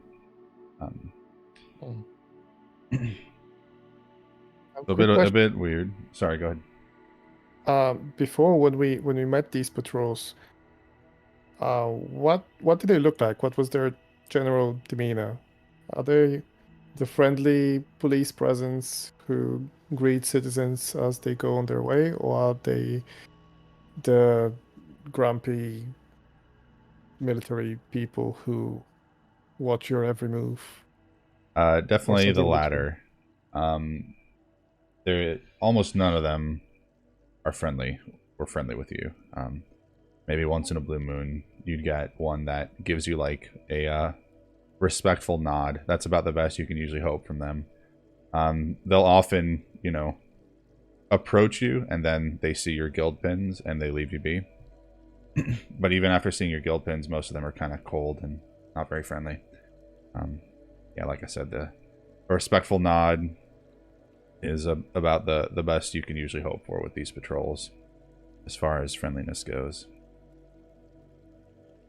So yeah, What was that? that then would Sorry. reinforce. What No, was that big guy's name? The larger gentleman with the wine that Faith keeps interacting with.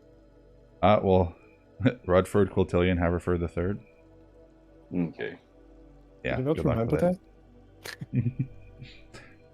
It probably makes Yes, sense in yes. character that you wouldn't really remember it. You maybe have heard it once. Mr. Rudford. Okay. For some reason, I thought it was like Broth or something. So I was like, oh, is he the guy who owns Von Broth Mansion? What's he doing all the way over here? But okay. Nope, not quite. We know who owns the Von Broth mansion, right? That's the pianist for. That's where the masquerade is taking place. Right? Yes. Okay. There you go. Yeah, that's why it was confusing me. It was like, oh wait, you own that mansion. You're the one that put the quest up. You're a hero. Like what are you doing, bud? Take care of it. But all right. Yeah. Anyway. All right. You guys begin to take the trip up when let me make a roll. Sorry to interrupt quickly. Is this the next day or are we? I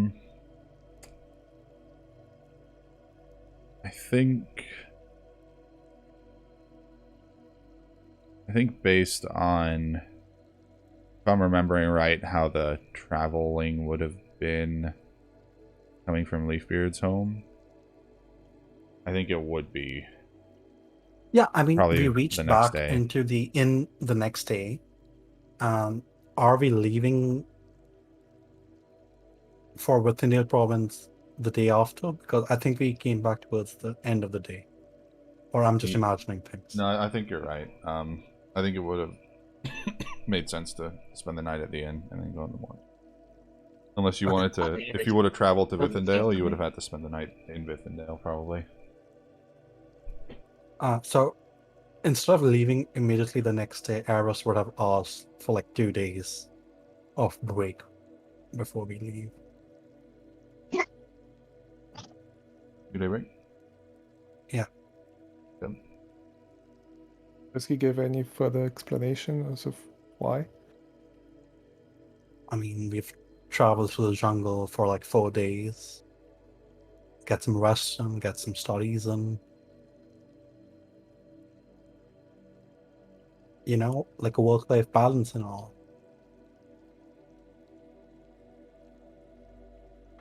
When Faith asks for an explanation, Bram will elbow her in the ribs lightly.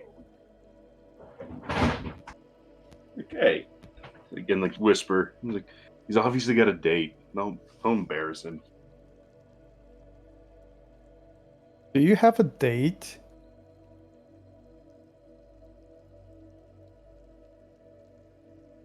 Is that what it is? You can tell us. We won't make fun of you. I don't think She's that would be waiting. something to make fun of either ways, but No, of course not. Of course not. I mean, kudos to you guys if you aren't tired or require downtime, but I do.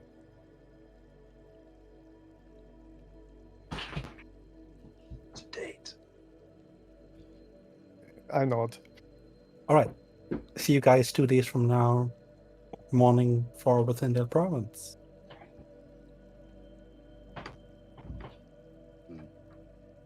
Okay, so if we're spending 2 more days before we leave, I guess I will be spending them just hanging around, probably playing my flute at the tavern in the evenings, and writing in my journal. That's it. Not I'm gonna really. take. Yeah, I'll spend one day just like playing and riding around, trotting around with Harry Trotter. Just really getting the feel for the new horse and just hanging out and bonding. I hadn't heard that name until now, or at least it didn't register. By which name? Harry Trotter. His horse's name. Gotcha. Actually, if we're spending 2 days here,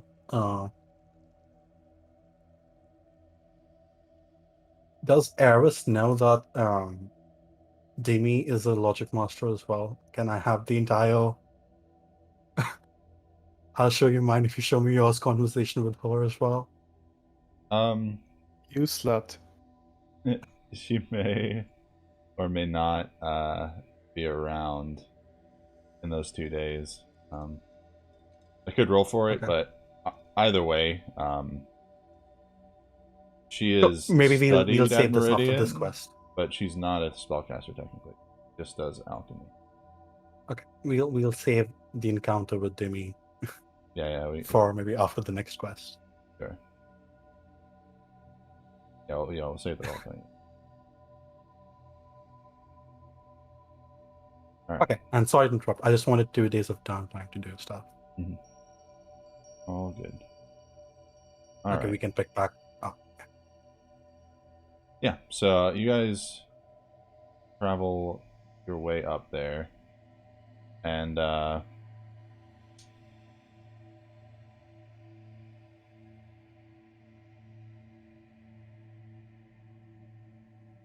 have a button for this.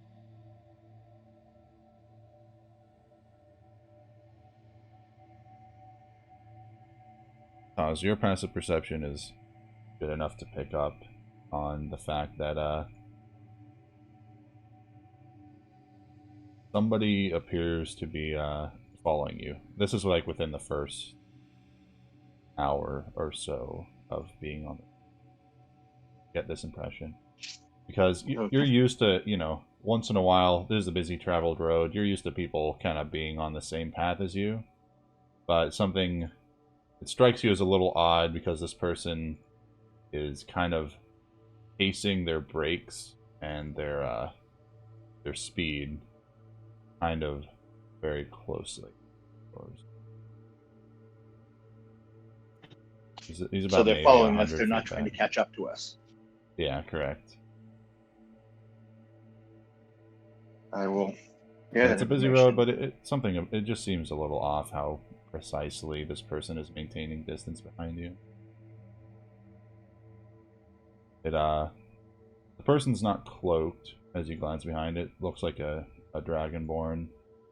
Kind of a gold yellow scales, maybe. Stockily built.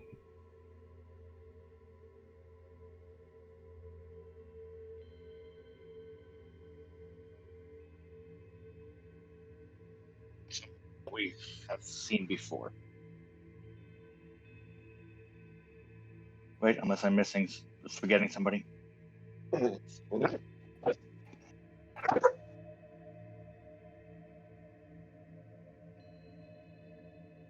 Think, Devin, I think you're trying to say something, but it was coming in kind of broken up.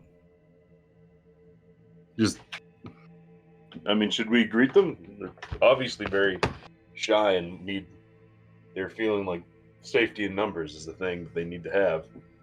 In other words, that's why they're following us, right? Because we look really tough and awesome, and that's why they're like keeping pace with us. Should we just invite them to travel with us?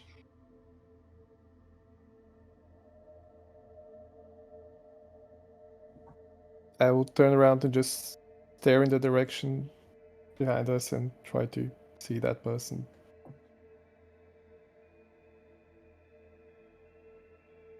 Yep.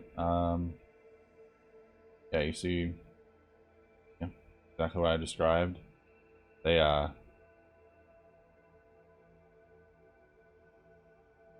don't look like they're trying to be like hidden or anything. They're not especially sneaky looking. Wearing like just regular traveling clothes. They do have some kind of sword strapped to their back. Either a long sword or, well, it looks more like a great sword. But not the largest great sword, just kind of a small great sword. Not so great sword. Yeah. Yeah. A good sword. Good sword.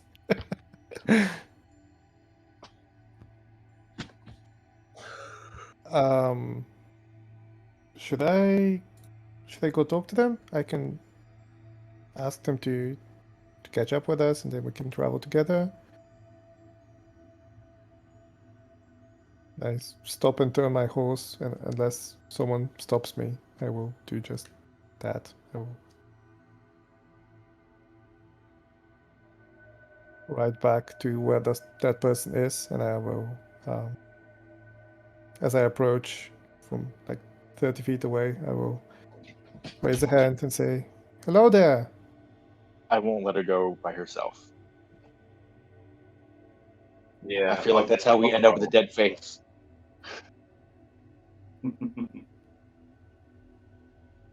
Yeah. As you kind of get near your approach, the person just stops and waits. And when you approach, you say that, and replies, "Oh, okay.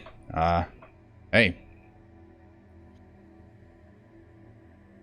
Hi, I'm Faith. That's Doss. What's your name? My name's Karak. Karak. Hello. Are you traveling to Vithindale as well? Yeah. Actually, well, I was kind of waiting to see how the condition on the road was, but it's following you. Oh. Why? Well, here, let's just go a few paces off the road. You know, we can stay within sight, keep things like, you know, not too shady, but let's just want to have a talk. I'll look to Doss. I would like to insight check that. Yeah, go ahead.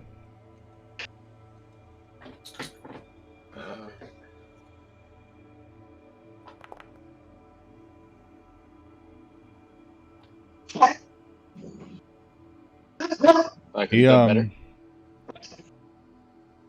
You know, everything about his demeanor seems just like casual, non-assuming, friendly. And it's hard for you to see past that, whether it's a facade or anything like that. He just, he seems honest to you. Can there be a small retcon where I'm there too? Because I don't think, not to steal the spotlight from them, but Bram always up to make a new friend. Yeah. I feel like it makes sense for pretty much everybody to turn back, or you know, like I envision that maybe Taz and Faith were like just a few paces ahead, but that the rest caught up pretty quickly. Is it okay for Eris to have cast on Mage Armor and give Alacrity on Faith? Yeah, that's I was fine. sorting out my character sheet, so. Yep, that's all good. You guys were going to, you know, Vithindale, which I described as being close to Riot. It's perfectly reasonable that you would have maybe even prepared ahead of that.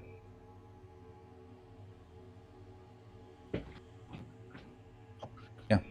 So yeah, that's his proposal. Yeah, we can go off the road. Polite, not block things up.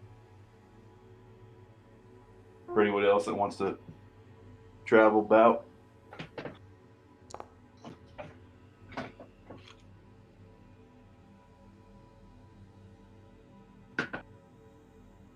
Yeah, Yeah? if everyone's Alright. there with us, then I'll definitely agree to follow the guy. All right. Bram here, Yeah. by the way. Nice to meet you. Bram, yeah. Actually, I know a few of your names. Or, I know all your names. I'm not gonna lie. Is he wearing a pin? No. You look for the pin. He's not wearing it. His the image is pretty accurate. He has like splint armor, and yeah, there's the sword on his back. He's not laughing or whatever, but yeah, otherwise the image is pretty close to exactly what it looks like. He doesn't have that sun pendant, is the only thing I would note. He has no pendant at all. Yeah, he walks off the side of the road. Not very far. The road is certainly well within sight still. But it's like far enough so that conversation would... Anybody on the road would not be able to hear the conversation. Probably not even like a murmur of the conversation. But he finds a little spot. This road's pretty barren. There's hardly any trees. But he finds a place where there's a little bit of uneven ground and some large rocks that make for maybe not very comfortable, but something to sit on or like sit on the ground and lean your back on. And yeah, he just has a seat on one of the rocks and he says, "All right, well, yeah, like I said, I know who all of you are. I actually I did my research. I know pretty much everybody in the guild here by name, if not by face. And well, I am a liaison. I guess you could call me that. Really, I'm just the guy they send to talk to people. I represent the Ilfang Rebellion. Yeah. The what now? Ilfang Yeah, Rebellion. We are a group, a nation, really, that even if the world might not recognize us as that, but we're a nation. We're nearby. We're out to the west of here, not too far, and I mean, it's no secret. We've got some vested interest in making this this land part of our nation. And as members of kind of an international entity, I'm here to touch base with all the guild members and you know, let them have a face to this you know, faceless, cold entity that a nation is. You know, somebody you can talk to, and yeah, any questions about what we are, what we stand for, why we're doing what we're doing, you know, all that stuff. Because, you know, one day we might be the ruling authority, and as at least if I get how your guild works, you go by whatever the ruling authority says as far as law and whatnot. So I just wanted to get that process started before we take over. Make sure it'd be a seamless transition. What did you say your name was again? Karak. Could you write that in the chat, maybe? I think it should appear on the top left of the image. But I'll just make his character viewable. And he's under other characters. Lowleaf Oh, Beard. there we go. Yeah, thank you. Is it? Oh, hold on, let me.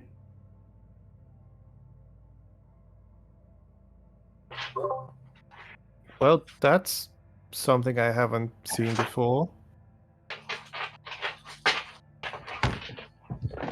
And tell me, Karak, does the rebellion have anything to do with the unrest? I'd put it the other way around. I'd say the unrest has something to do with the rebellion. You know, we're not, we don't hide what we stand for and our intentions for the region. And the reason why we've been so successful in large part is because there's a lot of people that live here that have been living here for a long time that, you know, would rather have us be in charge. And wouldn't surprise me if that's leading to a lot of this unrest.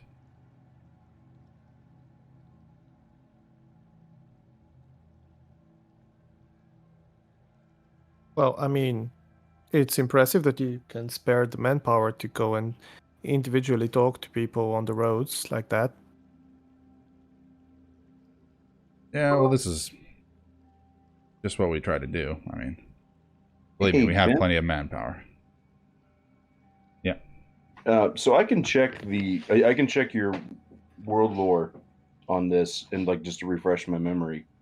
But how much in character do you think Branmir would actually know about this about the rebellion?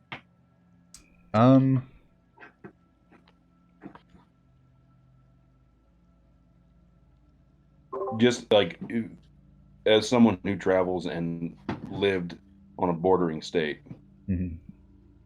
It's obviously a lot of talk. They're one of the only contenders that is actually fighting actively against the Nithal Empire. Most people just submit to their rule questioningly. And so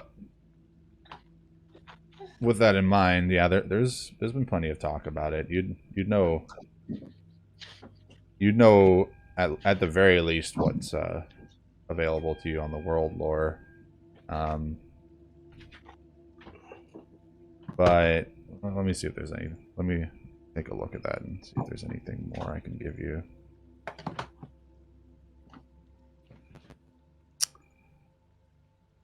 Yeah, they've been steadily growing. You know that they've been trying to make this push for like international recognition as a sovereignty of their own, which hasn't quite happened yet.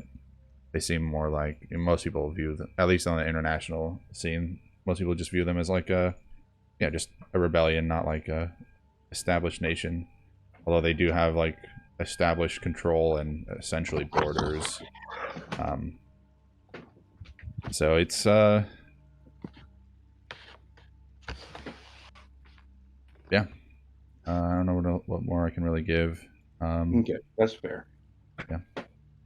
I have a question on the world map. The Nithal Empire is like a pretty big thing.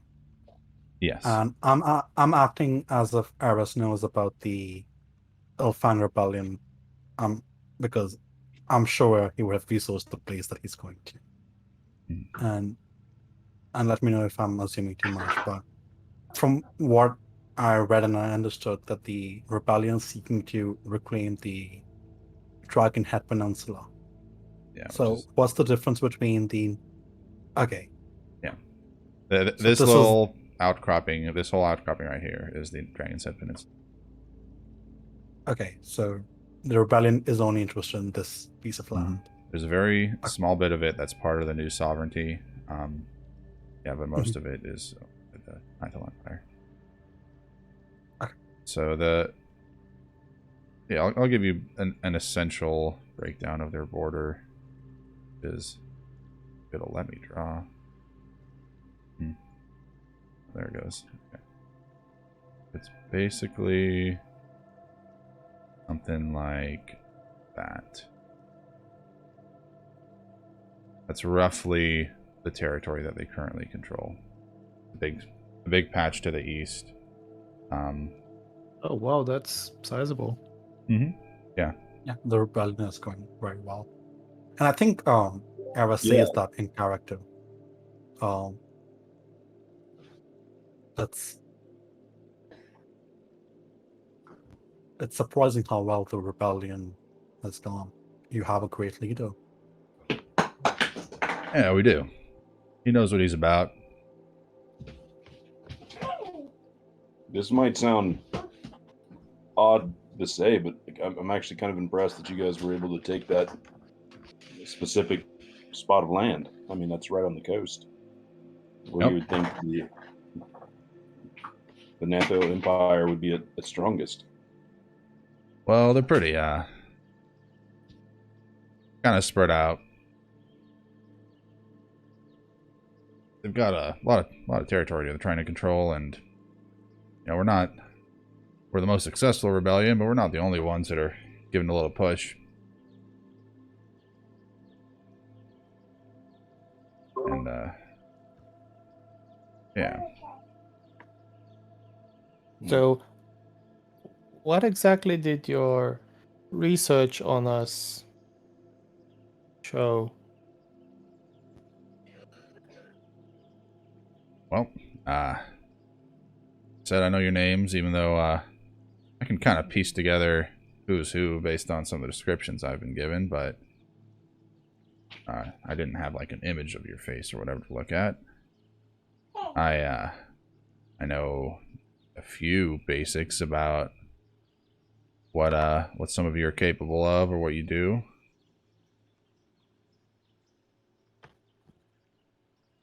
Oh, Yeah, I know you're Eris, right? So you're the Logic Master one. Pleasure to make your acquaintance. Yeah, likewise. Being a Logic Hey. Master, you can understand as good as anyone that you know, just because there's going to be some crazy shifts happening in this region soon doesn't mean that a lot of you have to, you know, shed any blood over it. By all means. Yeah. This is your land you're fighting for. Yeah. I guess my I'll cut to the chase a little bit. The biggest reason I'm here is to politely ask that when things start to go down, being that the Nyathel Empire is kind of the ruling authority at the moment, I imagine that you might be asked to do some things against us on their behalf, and all I'm asking is that you abstain. You know, the nature of your organization is that things you choose to do are elective, right? You know, you're offered options of ways to make money, but you're not part of a military or anything. No one's forcing you to be here. No one's forcing you to fight for them. So all I'm asking is when some of these options show up that are working against us and our cause, that just abstain, if you wouldn't mind.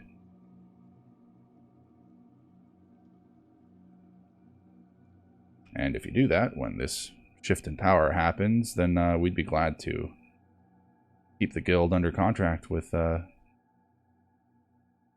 nation. Forgive me for asking potentially a potentially problematic question, but I'm fairly ignorant to your rebellion, your goals as a nation. If and when your rebellion is successful and if you do carve out a nation, is it going to be open to everybody, or is it more Dragonic people focused? Well, we've kind of put the call out for the Dragonborn that have been dispersed. We've never had a home anywhere. It's always been taken from us every time, some nation or another, some big force or another. So I expect that there's going to be some migration and kind of an influx of Dragonborn specifically, but we're not exclusive.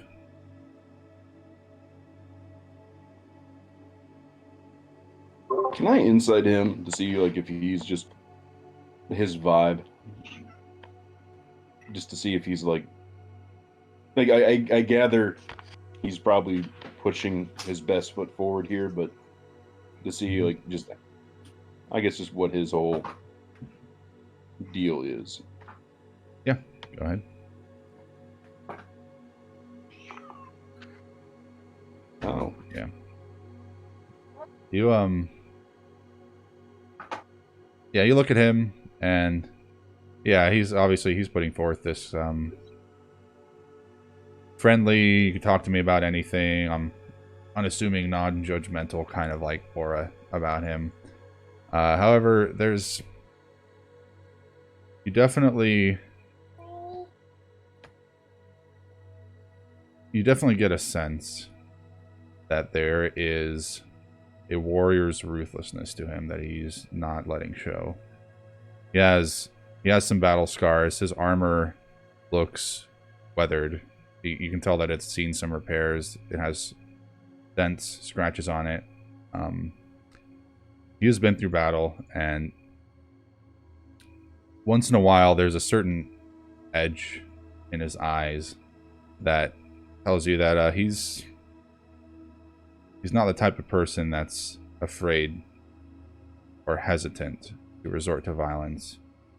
You're not sure, he doesn't seem like the type of person who's like jumping at the bit to be violent, but you get the sense as a fellow warrior that he has no issues with using violence when he feels it's justified. Okay. I think as Brandon kind of gets a read on him, he sort of understands, like, this guy is fighting. It just from my initial read, and it could be wrong, but he seems like the kind of guy that is willing to fight for what he believes in, and is actively in a rebellion, which means fighting and battle and bloodshed. But he's also at least attempting to be diplomatic right now, and that kind of softens Brandir up towards him a bit. He's going to nod his head. But listen, man, I don't speak for everybody here. I can only speak for myself. I'm not too loyal to any particular political group. If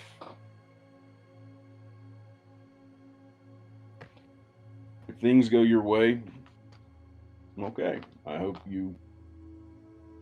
can only hope that you actually serve and care about the people. If things don't go your way, then I can only hope that it doesn't end horribly for everybody. What I will say is that I'm not too keen on picking a side, one way or the other. And I don't feel that I have a particular problem with abstaining. Now, that said, if I start to hear that your group or the other group is actively hurting people, taking advantage of folk and doing things like that, then it'll be a different kind of conversation. Honestly, sounds like you should be fighting for us. That's your stance on things. But hey, I'm not going to ask you to do that. Look, I've come here, I've said my piece. Your actions and the actions of the guild will speak for themselves, when the time comes, so I'm just here to get the message out. A quick question. So, Ben, I've queried you a lot about, Logic Masters past for different areas and races. Mm-hmm. This is a new one. So, is there any history or power plot between Logic Masters and Dragonborn?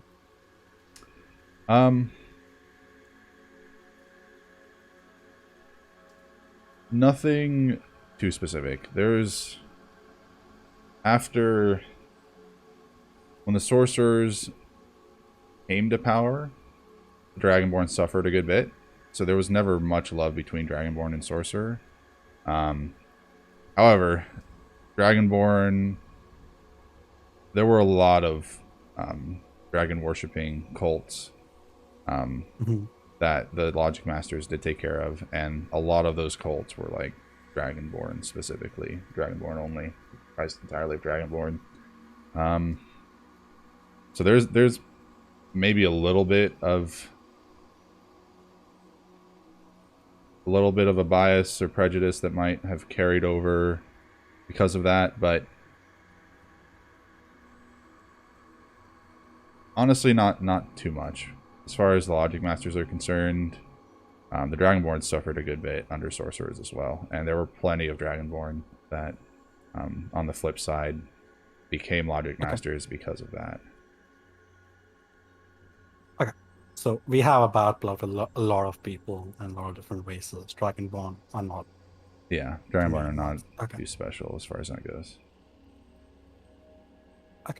So as this person talks about, people have, invaded our lands in the past, Aris will chime in and say, yes, your land has gone through multiple rebellions after the other. The Opportunian Kingdom and others. Yep. I'm sure in time you'll reclaim the Peninsula as well. My regards to the rebellion, doing fine. Thanks. Yeah. Hopefully once all this bloodshed's over, we can just, have our little bit of land here in peace and do our thing for once. I also have one quick question, if I may. Mm. Would I know, with my very limited interest in politics, or in character, limited interest in politics, would I know where the new sovereignty stands on this political issue? Whether they support the Empire or the Rebellion or neither? Especially considering the fact that that they have some lands here on the peninsula. Because you don't have a special interest, roll a history check to see if maybe you just kind of heard it as talk in a tavern in passing at some point. Yeah, sure. I assume when we were coming here by boat, we landed on New Sovereignty lands and then made our way to Withindale from there. Mhm. So maybe I have heard something on the way, or Yeah, that could make sense. 11. Okay. Bless you. You kind of would have, the path you would have taken, you would have actually passed through territory controlled by the rebellion as well, and you didn't have any trouble from it. It was, as you can tell, there was hardly any really transition from one territory to the other. Just different people wearing different uniforms, maybe. But the most I think I'll give is that there was some. Now this is coming from like a standpoint of common folk talking in a tavern. So as far as like political entities, that stance remains unknown to you. But the people in the taverns were talking about, wondering whether the rebellion would want to reclaim the little bit of land that the sovereignty has, and whether that would lead to war in their territory, or whether the sovereignty would just kind of like give it up as a sign of amnesty or peace with the rebellion. And, they didn't seem too sure about how it would go. They were just kind of voicing concerns and talking about the situation. So you don't really get any insight into how the sovereignty is thinking about it. But at least that's the stance of the common folk. Okay. But for now, there wasn't like a strict border here with between the two parts of the land with like checkpoints and stuff like that. I mean, there was some military presence on the roads. It didn't seem too crazy to you. There was some sovereignty presence. There was not much presence from the rebellion on that border. Okay, so from my very uneducated point of view, there's no particular tension between my home country and these guys. Best you can tell, yeah. Okay, that's all I wanted to know. There's some locals talking about concerns, but As Faith points this out, this is very interesting. this seems like a very aggressive expand from the new sovereignty. Is there any reason why they would even take this land? Or when exactly did this take this land? Because at some point this entire place was, overtaken by the Aberwinthian kingdom. So when exactly did the new sovereignty take this piece? And why did they take such an aggressive piece of land? Would Eris know?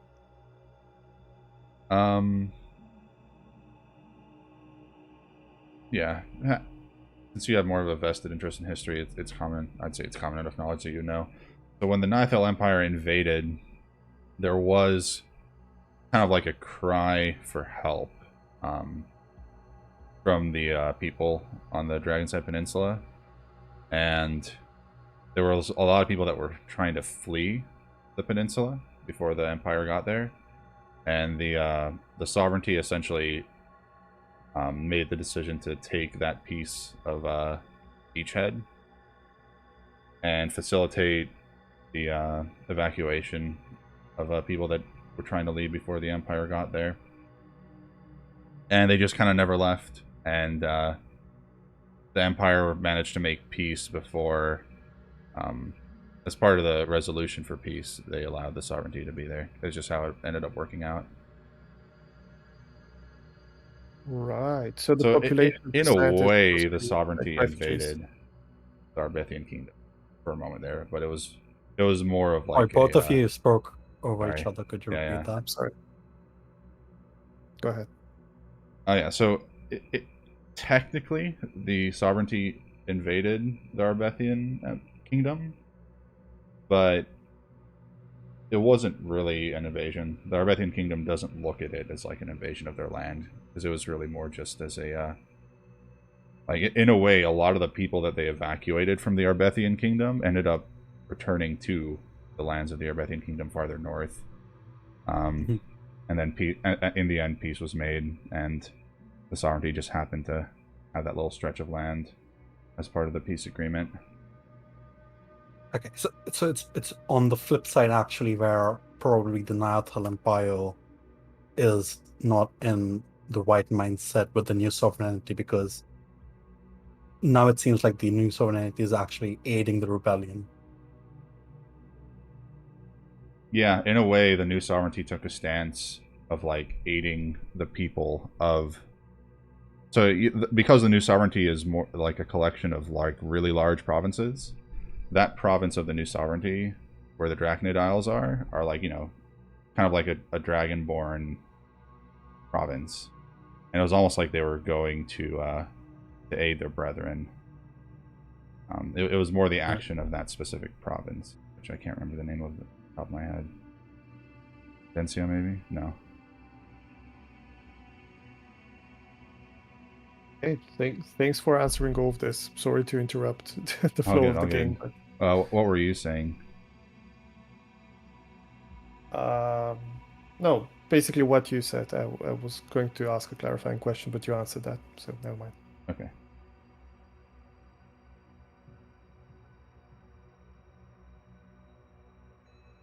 So as everyone else is answering, Faith will kind of just nod along and say, well, at least in terms of presentation, you guys are doing much better so far. Those Nyathel guys are really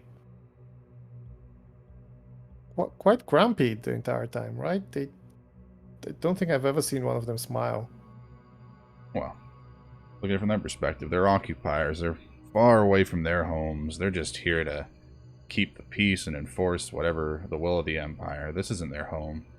They don't care about the people here. They just care about stability of the region. Whatever, just maintaining their borders.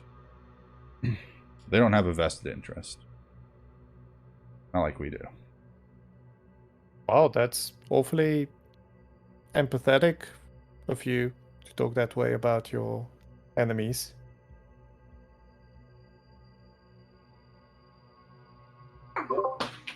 Well, regardless, I appreciate you coming up and talking openly and wanting to facilitate the conversation. I'm glad Glad we talked. And I'll reach out my hand, shake his. Yeah, likewise. He'll take your hand back, firm handshakes, and he says, "You know, you might not want to be telling any Nithel authorities about this interaction, but you know, feel free to spread the word to your other guild members or anyone that you think is safe to trust with it. You know, what you do with this conversation and what I've told you is, you know, kind of on your heads while the Nithel's here, so you're free to do with it what you want." Well, I hope. I hope we never end up on the opposite side of a fight. Yeah, Yeah, me I too. truly mean that. Artists be with you, man. Take care.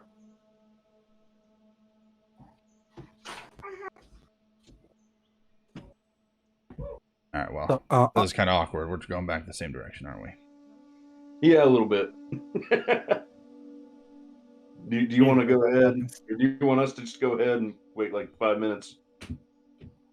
Or do you want to just awkwardly walk together? Yeah, I got some notes to look over anyways, so I'll just let you guys get a head start, I guess.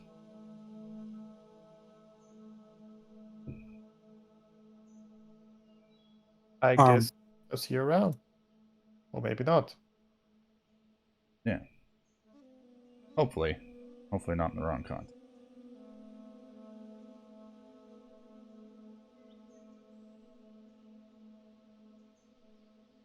All right. Yeah, he just kind of sits there, pulls out a small, very, considering his size, kind of like comically small little journal. Carefully opens it, and he jots down a few things and flips through it and over things as you guys leave. I have a quick question. As that kind of, like completely in the open or like, half subtly expressed or, wish at least their rebellion, what was this person's like cadence like? They seem happy at the words Eris said. Yeah, I mean, he's kind of been like all like casual smiles and friendliness, and that hasn't changed much. And nobody's really challenged him, so you don't really know what his displeasure looks like. But he certainly seems to remain happy and friendly and pleased throughout the interactions. You know, he gives like a smile or a nod a lot to a lot of the statements you guys have said. So, including when you expressed your essentially your support.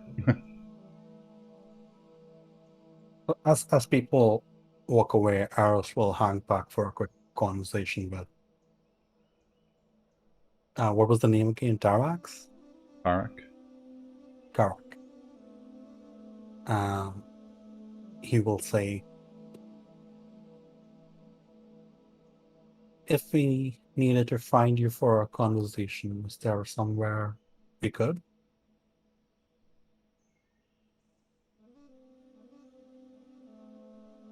Well, I'm probably going to be in Vithindale for, well, a good while. I don't know what inn I'm going to end up in there.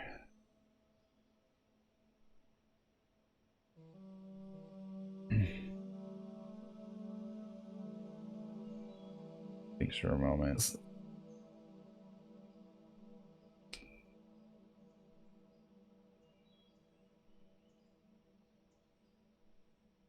Tell you what, once I figure out where I'm going to be staying up there, I'll send you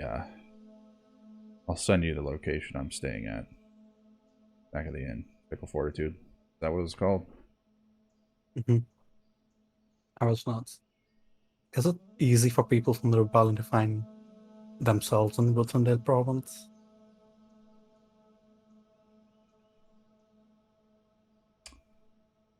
Yeah, it's not too hard, but all due respect, it's not information I'm willing to give out. I was not. Well, I'll wait for that now. And I Sounds do good. wish You and your rebellion all the best. Yeah. While I'm not promising anything, do let us know if there's something we could do. Keep that in mind. Biggest thing that's Work always a out. help is if you learn anything about the Empire, plans they have, you know, that kind of stuff.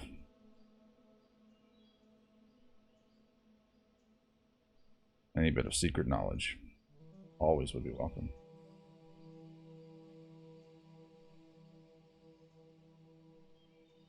I was not. All right. Good luck. I walk away.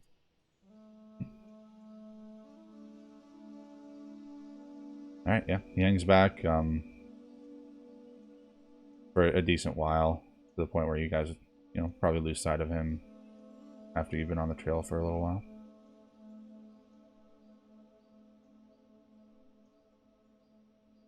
That was an interesting encounter. It's not the sort of thing that happens every day, is it? Getting approached by an active rebellion, asking them to just have a conversation? I'd say not. Can't be safe, can it? Just walking up to people and saying, yo, I'm part of the rebellion. Essentially, I'm a criminal. Yeah, he seemed like he was rather calm in the whole thing, but I got the vibe that he was ready for violence if it came to it. But it's telling, it's two things are telling to me. One, that he seemed pretty okay with taking the risk despite our numerical advantage. And two, that he was willing to just talk. Well, they are fighting for their homeland. I'm sure they're ready to risk it all. You know, I'm willing to bet that he wasn't alone. He probably had allies waiting around the corner somewhere.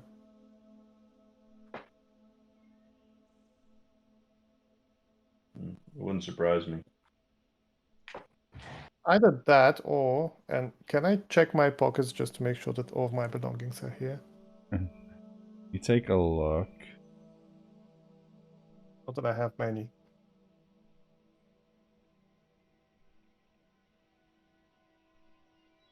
Something.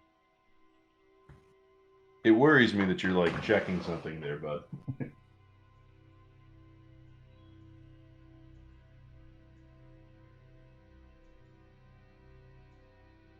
Roll me a intelligence saving throw. Okay. Okay. You do a you kind of do a full accounting. Something seems off to you until you you realize you think you have like 1 or 2 less platinum than you should. You don't have to mark anything different. I've already changed it.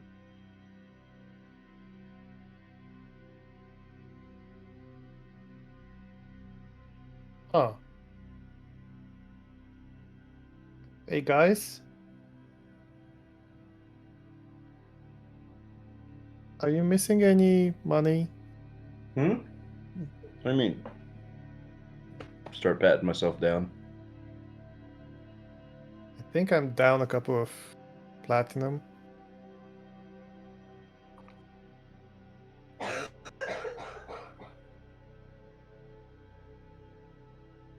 I'll check the party fund. Party fund seems accounted for. If everybody does checks, I'll have to. I guess we're gonna put these. Down.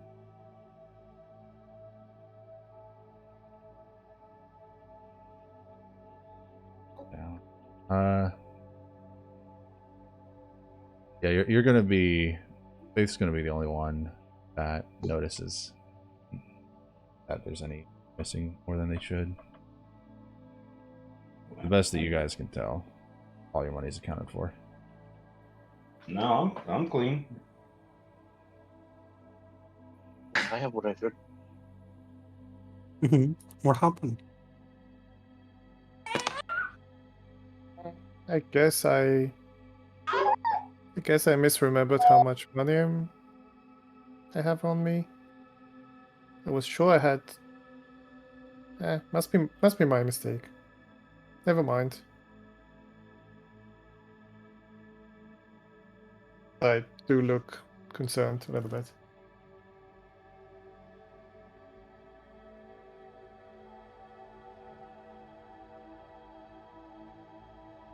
All right.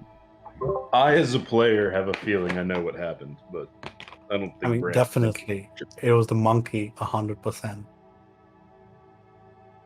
A monkey. I never interacted with the monkey. I think it's because you didn't. Well, I never mind. I'll just keep it to myself. Okay. Right. You like that? Don't spit it out. All right. Unless somebody has anything more to say, hard to do on the road. We're gonna skip into Vithindale. You guys arrive at Vithindale, and immediately you can sense the atmosphere is pretty different. It seems a little bit more empty. Everybody seems to be kind of like, if they're going somewhere, they seem to be in a hurry to get there and then not be out in the open. The region you enter from doesn't appear to have any kind of like rioting or unrest happening in it, but yeah, at least your immediate impressions are that things are a little bit weird. People are a little bit antsy, and yeah, what's kind of like your trajectory in the city? Are you just trying to go straight to find an armor smith, or is there something else you want to do? Also need clothes. Clothes. Oh, for the masquerade. Mm-hmm. Are the Alright. stores open? Is there a lockdown, or is it like normal but just more sad? It does seem like some stores are open. The people at the stores do kind of like eye you with suspicion. Some of them even seem like they're, they've armed themselves, which is not very common. Most store owners would, just wear regular clothes and not be armed. So it seems like there's some tension, but nobody, you see a few people that are buying goods, at least in, again, this is just like the immediate entrance into the city.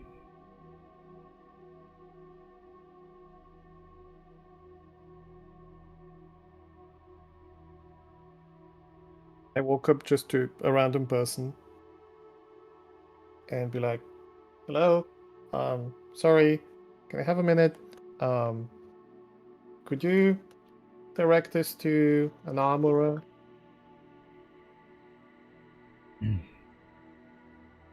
They keep their distance, and kind of like look at you strangely and say, "Hi, armorer?" As someone who makes armor. Hi, I don't know anyone that does that. What about a smith, a blacksmith, or I something don't know. like Just go to the that? market district, and they just try to rush past you. Well, that's rude. Do I see any Nyathel guards around? You would see after a little bit more travel, you would you'd run into a pretty beefed up patrol. They people like scatter into, deeper into their tents and homes and shops or whatever, or out of their way and out of sight as they approach. To the point where like you guys would feel very out of place just standing in the middle of the street as they're coming towards you. And their demeanor is a bit more you're used to guards being just kind of like casually patrolling. They're certainly in more of a active, on guard, perceptive type of stance as they're going around. It's a troop of 10 guards. We want to talk to them, or do we want to Evening, get out of the officers. way? Okay. They kind of wave. Yeah. They kind of walk right up to you and essentially adopt a bit of a formation that's half aggressive towards you and half trying to like monitor their flanks. Without outright, they don't level their spears at you, but Right. it does seem rather aggressive. And the one in charge, leader of the 10 people, says he surveys you, sees your pins, if I assume you're wearing them, and says, "What do you need?" I'm sorry? Why are you here? Oh, shopping trip. We're up from down south. Came up to grab some supplies.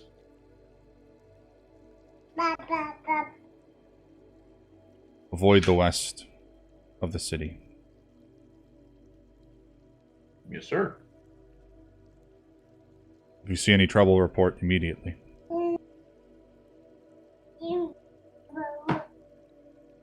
Sure thing. Could you perhaps direct us to an armor shop?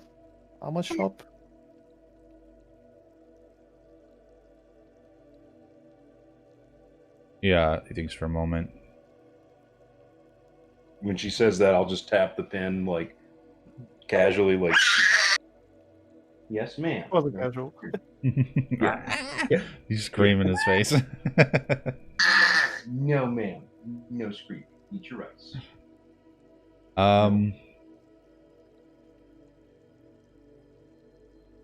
He'll point back behind him and say,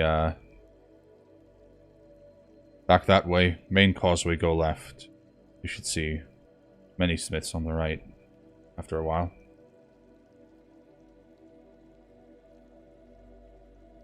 Thank you very much. Y'all stay safe. He gives you a nod that kind of says he as well.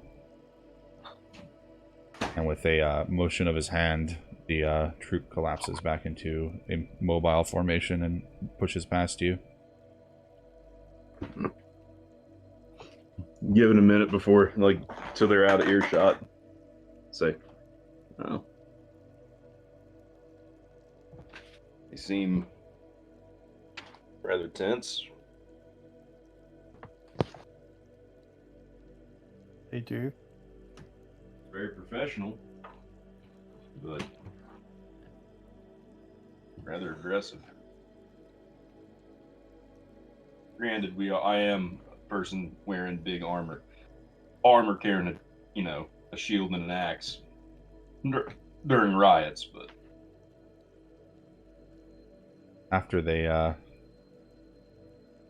pass, people kind of slowly start to emerge back onto the street. You notice a lot of hostile or pointed glances towards you guys after that interaction. Nobody outright confronts you, but you can sense that the attitude towards you from people around you has shifted a little bit. I will wave at everyone with a smile from the back of my horse. People avoid you. That's Oh, well. Talon.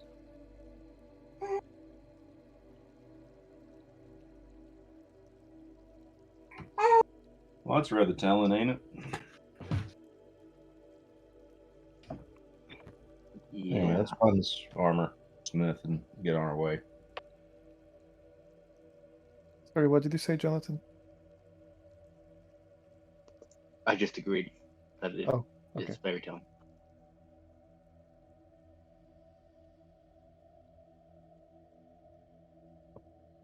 I guess Alright. we go and find the smith. Yeah, I presume you guys use his instructions. You get to where he's indicating, and the guard presence there is pretty heavy. You see a bunch of. It's any of you who may have like been in this city a few times recognize that this is kind of like an edge of the market district, and the way the market district works is a lot of types of shops will kind of gravitate towards certain areas and give certain regions of the district more of like a identity, makes it easier for people to find what they're looking for. And yeah, a lot of weaponsmiths, armorsmiths, gunsmiths, or just like general tinkerers, tailors, or not tailors, but just people that craft things out of metal kind of gravitate towards this area. And this area is quite well guarded.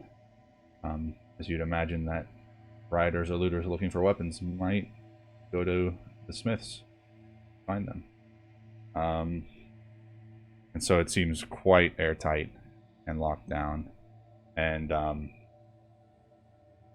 you are stopped by essentially at a checkpoint before you can enter the area, and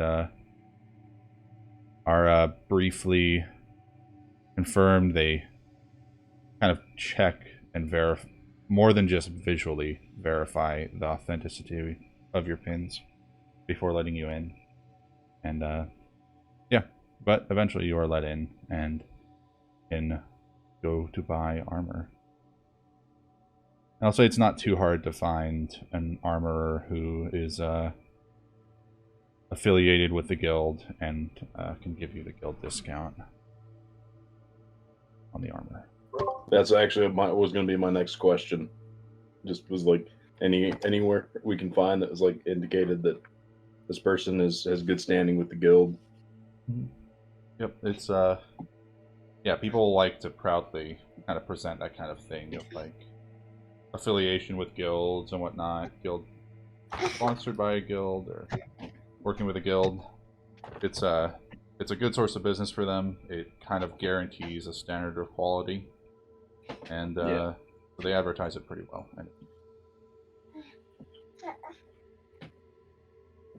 And yeah, you can make your purchase. Let me think of what the we'll just call it a 10% minus 150 gold from the 1500.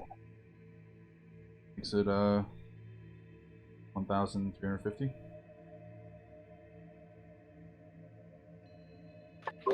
Okay, so I've got 100 platinum. I'll just dump that. I'll And give 35 out of the party fund. 5 planet. Hmm? So you would need 35 platinum out of the party fund? How much was the rest? It said 350. Yeah, I would need that. I mean, I have 41 gold, but I'd rather just keep that in case we've for various reasons if we needed something. Nice to know.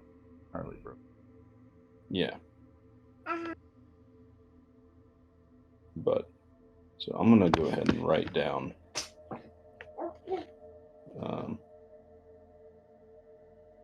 I'm just gonna put it in bonds. Oh, 35 P to party. That way I don't forget. So I'm okay with this. I think Fate is as well. So this party fund also belongs to kind of, Nathan and Maddie as well and Jonathan. So I'm okay with going ahead on this, but if one of them say no, which I don't think any reason why they wouldn't, we may have to retcon this. Yeah, it's I'm a- okay with it. Even Yeah. if they do, I'll give him the money out of my money, and then we'll figure it out. So I'll reduce 35 platinum from the body sheet for now. And both in character and like out of character, Bram is super grateful that you guys are letting him, use this money for his armor. In character, as Eras dumps the remaining 35 platinum, though he'll say, I do expect you to see on the front lines, Vigilant Fighter. When have I not been? I'll give you a smile, but nods. And said nods, saying like, "Yeah, I'll do that." Absolutely. Although, I mean, it's better if you don't end up using it too much, right?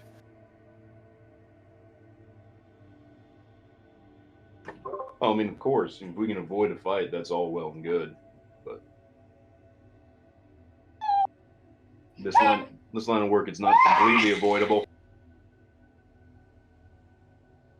I'll turn to the smith and kind of whisper to him when the opportunity presents itself and say, hey, if I give you another 10 gold, could you just carve a very small picture of a goat somewhere on the armor?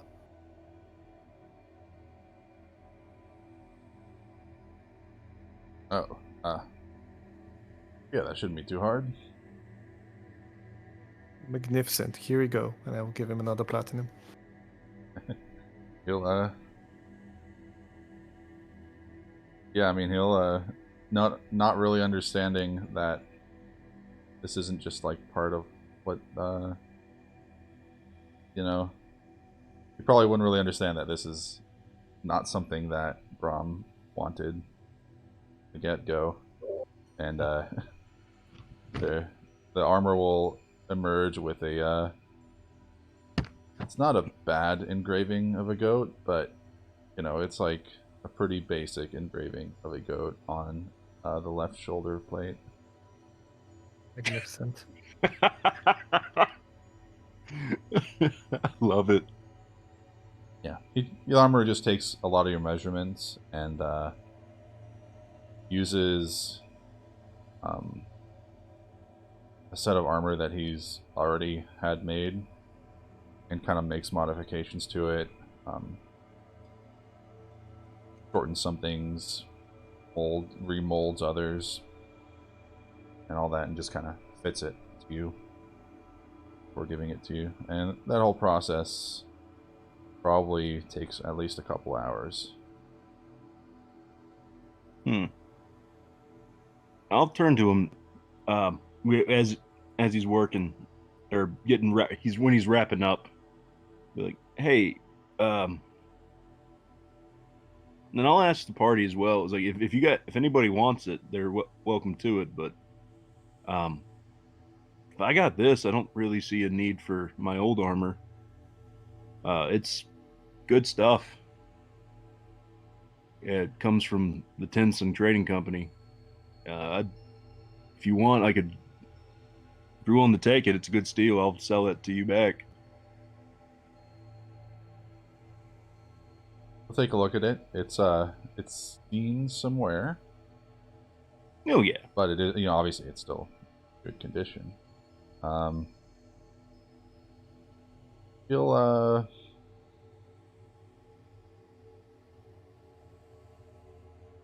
He'll offer to buy it for 30 gold. I'll take that. Unless anybody speaks up and asking for it, but even with the people that are gone, they don't use heavy armor. I think I'm the only one that does, so. Yeah, I think you're correct about it. Yeah, Sid's a rogue, so he definitely. Blue is also a rogue. 3 spellcasters and 2 rogues. Yeah, yeah. I think you'll have no. Yeah, we So can 35. Just sell it. So that's 77. Plot twist: the two rogues have been here the entire session, but they're stealthing, so we don't see them.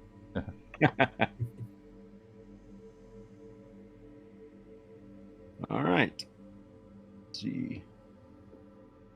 Then how do I let's see? How do I just swap things? Oh, import, right? Do we instantly get the plate armor?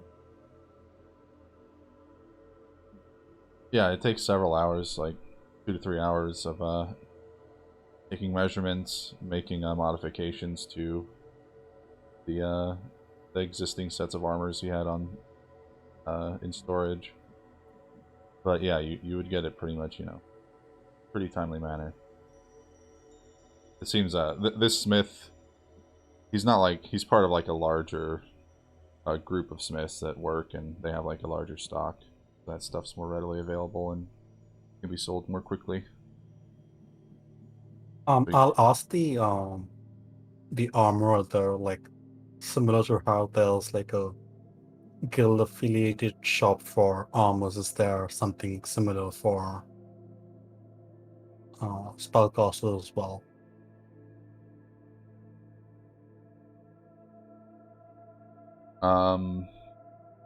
You mean like for scrolls? I mean, yeah. Yeah, that stuff's because spellcasting is such a personalized thing for most people. It's there are guild affiliated shops that sell both magic items and scrolls and whatnot. They're a lot rarer, and there might be like one of them in this. But it's more likely that the stuff that you buy through the guild is like shipped from somewhere in the Tencent Trading Company, where there's probably like some super large, like warehouse-sized operation that can pump out these scrolls and whatnot at a higher efficiency. I don't need to go there now, but I'll take directions to the one guild affiliated shop. Okay, yeah, you can find a affiliated scroll shop. They'll give you the discounts, but their stock is not huge. Not like the kind of place where you could get almost anything you need on the spot. That's fine. But at the very least, you'd be able to navigate there easily in the future.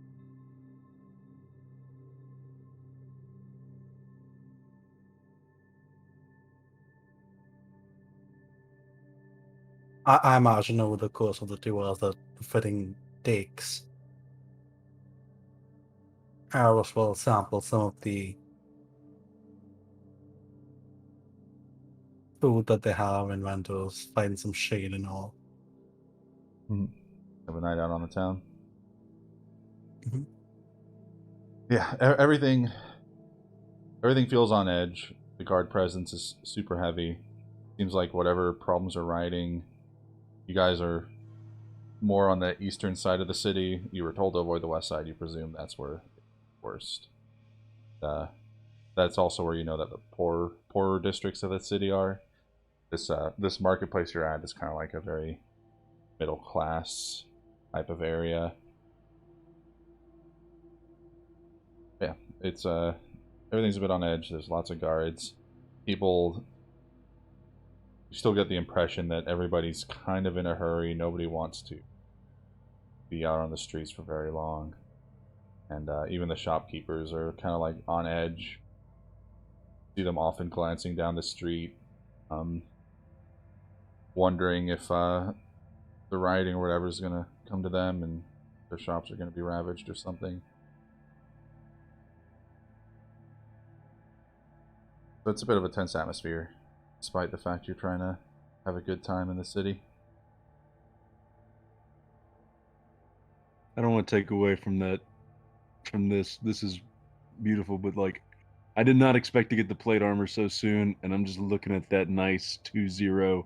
And I'm like, I love it. I've never had plate armor in game before, so this is pretty dope. You've also never had anyone cast heat metal on you. No, I have not. That would have also worked on my chainmail, so oh well. Yeah, Bram's just beaming as he clinks around. Mhm. Yeah, a well-fitted, solid set of plate is a rare sight. Definitely a rare sight.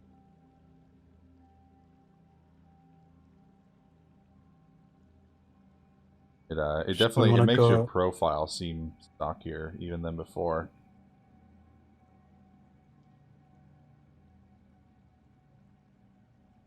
Is he just like a square now? Like, Yeah, because I was already pretty short and pretty stocky to begin with. Now I'm just more like a sideways rectangle.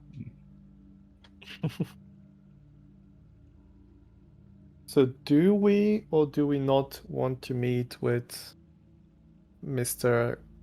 Ackerfand to see what he has to say? I'm not saying we should work for him, but maybe we should still meet him.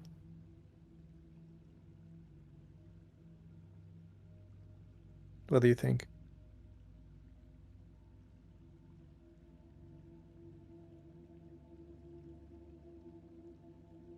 I mean, if we aren't going to work with him, there's no reason to meet him. And based on occurrences, I'm not sure any of us really want to work with him.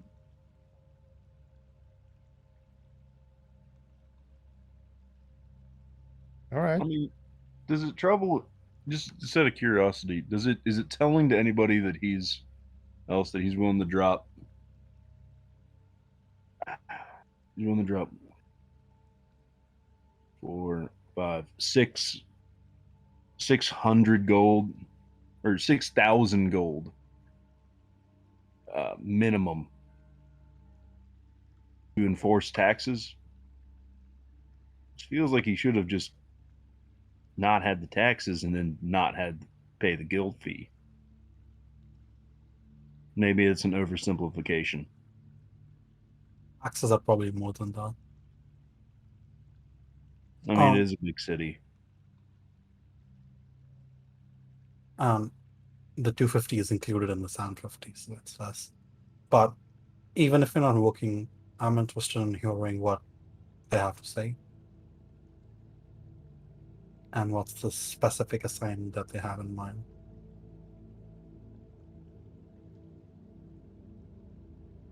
I don't know how it works. If we go and talk to them, can we just refuse to work for them afterwards, or Yeah, would that look badly on the guild? is it maybe better to just not show up, or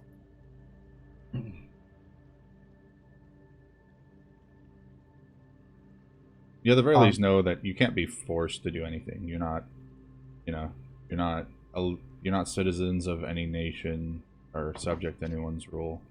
As long as you're being lawful in the province, you can't be whether it looks bad on the guild to like show up and talk to a person and then not do the quest that person asked for, then that's a fair thought to have, but we would be essentially wasting their time. Hey Ares, you talked about around the guild for a little bit. Actually, it's canon that we spent 2 days, right? yeah, like, 2 just days hanging before out. traveling here. Yeah. So I said Bram was gonna like ride his horse around and get to know Harry Trotter a little bit better and enjoy that. But he would eventually come back to the tavern and hang out. And he's a sociable guy, talking around Was there any sort of interest amongst other guild members for that quest? I can roll you a check or anything if you want me to, but Yeah, it's like a weird thing of like out of character as a DM. Like I can't have these quests just get randomly taken up by any random person, but at the same time, it like doesn't, it definitely doesn't make sense that like nobody would see them. yeah, So I it feel you. it's a weird thing where like the mechanic of a game, there's some dissonance there between like the meta and the non-meta. Well, I can't think of like a good reason other than just by pure chance nobody has taken the quest yet, and nobody ever will by pure chance, so that it's always available to you guys as the player characters. But like from a non-meta perspective, as characters, there would be no reason why somebody wouldn't do this quest. It just so happens that somebody hasn't. Okay. I always kind of figured it was when we show up, those like it's understood that there's other quests that are currently being taken that we didn't get to see because someone got there first, and these are the quests that we got there first.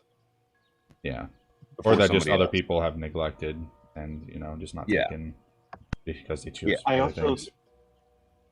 also think that this quest is the kind of quest that like other people could take. Like, I don't think they're gonna say no to anyone who's like, yeah, we'll hire one as extra guards during this time of potential riot.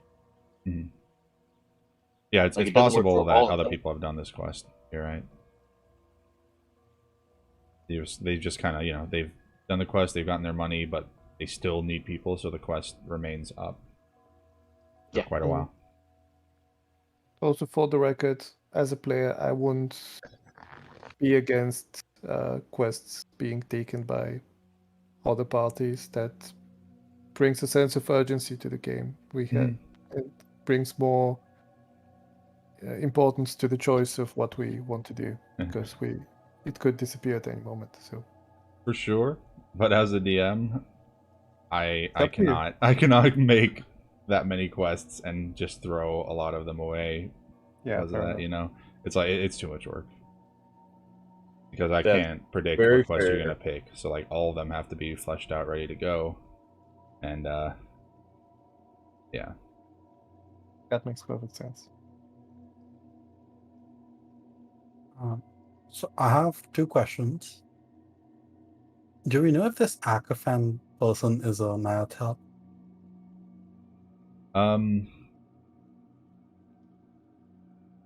You think it's unlikely. The way the Empire rules is they appoint provincial rulers that are usually locals that are cooperative and willing to be subject to Nyathel rule. And they let the provinces self-govern under the jurisdiction of the Empire and with fealty to the Empire and a certain measure of like taxes that are paid to the Empire. So you imagine that other than in a few special scenarios, if a region is like especially rebellious and unstable, they might just appoint someone from the Empire to essentially act as like a martial ruler until things are stabilized. So you think it's probably at the tipping point here where they might do that to this region. But as long as things are being handled normally, it's probably a local who's been signed as a provincial ruler. Okay. Okay, so if this does not get solved, then Nyathel themselves might come up and take place here. Yeah, they might just call martial law and supersede any local government. So let me say this out of character. I mean, we have 2 weeks before the Masquerade quest. And from Eris's perspective, this job feels like nothing but sitting around and filing your nails and getting free money. So he's like, why aren't we doing this? Because it's not just sitting around, it's actively busting heads. Yeah, like feel like a union buster over here, and it's not a good feeling. They told us But to there avoid are the side of town. There must be a reason for that. There's probably fighting going on. And it's one thing, you know, fighting monsters in the wild. It's another thing to just fight people who believe in something.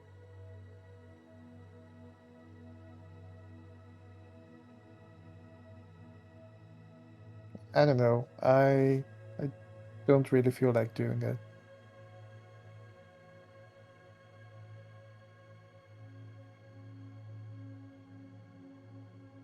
okay. I think this might be an excellent time for this.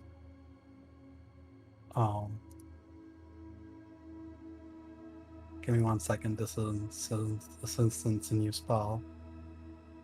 Like sometime when we're discussing all of this and Bram's getting their armor ready.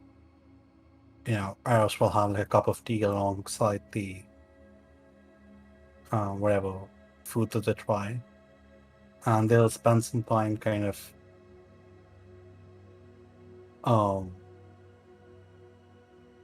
studying tea leaves, and essentially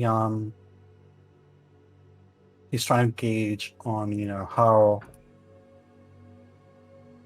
if he's right, whether this will just be like like a simple file your nail, turn up and then leave kind of 8-hour job, or things will get more violent.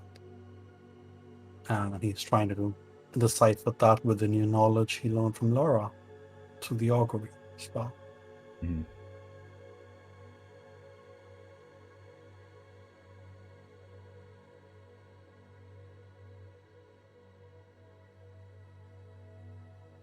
That's the first time I've ever So seen is it anyone- yeah, so let's put some like flavor on how you cast the spell. Are you when you say you're using tea leaves, what would you envision as like determining between good or bad result? Are you like making tea, and if the tea tastes bad, then it's bad, or tastes good, it's good, or are you like I guess I So kind the of way know I what- envision, Yeah, go ahead. Tony, were you saying something? No? No, carry on, Ben. Sorry. No, it was fine. I was just prompting you for it, and then So the the way I envision it, Eris has been preparing tea for it's his hobby. Mhm. And even though, okay, I'll talk about that at some other point, but this is not something that hey, I know this now, so I'll be doing this now. The way I imagine it, Eris has been, it's like an activity where it takes 5-10 minutes to prepare the tea, another 5-10 minutes to consume it, and another 10 minutes of just staring into the tea leaves. And this is like one of his de-stress activities to do. And he's been, and if someone has observed him, he's been doing this for a long time, and you're just looking at the cup, and it's not like like maniac staring at it. He'll close his eyes, thinks about something, look back at the tea leaf, like the remaining tea leaves at the bottom, and it's just about the shape, and it's about the feeling, like sometimes it'll be like this is fairly new, the spell, but what I imagine is it'll be like an intrinsic feeling of whether real or woe kind of evades at the what I'm thinking or what I'm pondering over. Mm-hmm. And maybe sometimes there'll be like the tea leaves will form into like some sort of shape or a different sort of patterns, and Eris is all about those patterns. Mm-hmm. That kind of indicate like a result. Like if I'm talking about if I'm thinking about is the space safe, and the tea leaves kind of form the shape of a sword, then that's a sign of I got you. like a bad result, something Yeah. like that. So you do this, and so like your first time doing this, and you're sitting there staring at the leaves, waiting for them hoping for them to give you some insight, some pattern, and you just keep spinning and just like weird, random, just randomly, as the just floating in the tea. You keep not seeing any good formation or any result. You keep not getting any insight, and you just become more and more frustrated. You're looking for some kind of logical pattern to give you this insight. You keep waiting, and it's just chaos. And it's just chaos. And finally you have just a small epiphany, and you think that this feeling of chaos and frustration is the result.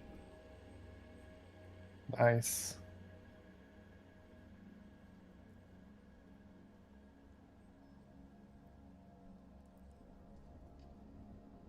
Even That then, was there's awesome. probably And then a small part of you that's like, is it the result, or is it just, or And did I you just think- fail? And I think Eris will go down that rabbit hole and trying to remember the past times that he's tried to do this. Like, if does the epiphany apply to those, feelings that he had as well. Mhm. Hmm. He'll just think about it. I don't know what your character would think, but if you think you're the kind of logic master that would consider this kind of stuff almost like a pseudoscience, then it probably plays even more into that feeling of wondering whether it's a pseudoscience or whether the feeling, the insight you're getting is real.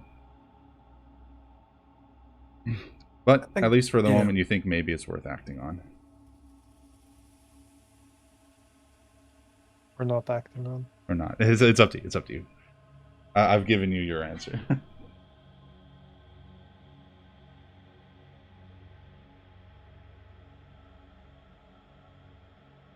I'm very disappointed that my gift did not translate. It was just a static image. That's very off topic. Oh, what? I missed it. Oh, it's in the memes channel. Oh, okay. It was supposed to be a gift that like guys dancing around, and it's just a static image. Wonder if I Very open disappointed. original. Oh. No, it just opens as a PNG. Delete it. Do we How want to dare do anything else in Vittendale, or can we go back? Did anyone need fancy clothes for this party? Oh, that's right, you do. Perhaps a mask? Oh, it's a masquerade. Of course, we need masks. Mhm, Uh, mhm. Do we want to go like sleek? Just cut holes in a sheet over the face, just like a ninja mask, or do you want to go ornate? Like French. Or I don't know how to translate this into D&D language, but like French. some like Harley Quinn, like New Orleans style Mardi Gras masks. nice white shot. Yeah. Do we want to go? South Corinthian. Yeah. South Corinthian masks. Want to go like full on animal theme? Yeah, I like- want it to like a- be as elaborate as possible. Like one of us is like a bunny, one of us is a fox. I'll be a cat. Of course. You We would need to kind of disguise ourselves as well, so we don't appear as guild members, right? yes, you were. I think the instructions on the thing said that you don't want to be known as guild members, because obviously that could just force the culprit into hiding. You have to play a game of not revealing that you're doing an investigation while also doing the investigation, and obviously Nice. blending into masquerade, which you're wearing masks, but if you're very clearly not high society, it could be a little sus. But anyway, as far as mechanically, I'm gonna have to write it down so if I can remind other people that aren't here right now. But the fine clothes are 15 gold if you don't already have your own. And of course, when it comes to clothing, sky is the limit if you want to pay extra. And the amount you pay is proportional to the how good the clothes are. But we can kind of use 15 gold as a measure of increments. So in 15 gold increments, anything beyond that is extra fancy clothes. And the mask is not hard to get your hands on. Shouldn't be expensive. We'll call it 1 gold for the masks. So minimum 16 gold if you're just getting what you need. Okay, I'll remove 6 gold from the party sheet for mask for everyone. Okay, that works. It's easier than 6 people doing it. That's fair. Okay. Oh, You said it was 15 Mhm. gold 15 for the minimum. minimum. Hmm. So Pay as much as you want, and if you pay more, then when you add the clothes to your inventory, you can kind of like put in parentheses how much they cost, so that I have like an idea in the future of how so you can show it off in the future for my benefit. But as far as like benefits it could give you, obviously it just plays better with high society. It's more impressive, which might play better with certain characters. So I want to buy a very simple but very elegant, like a blue dress and a blue cat's mask.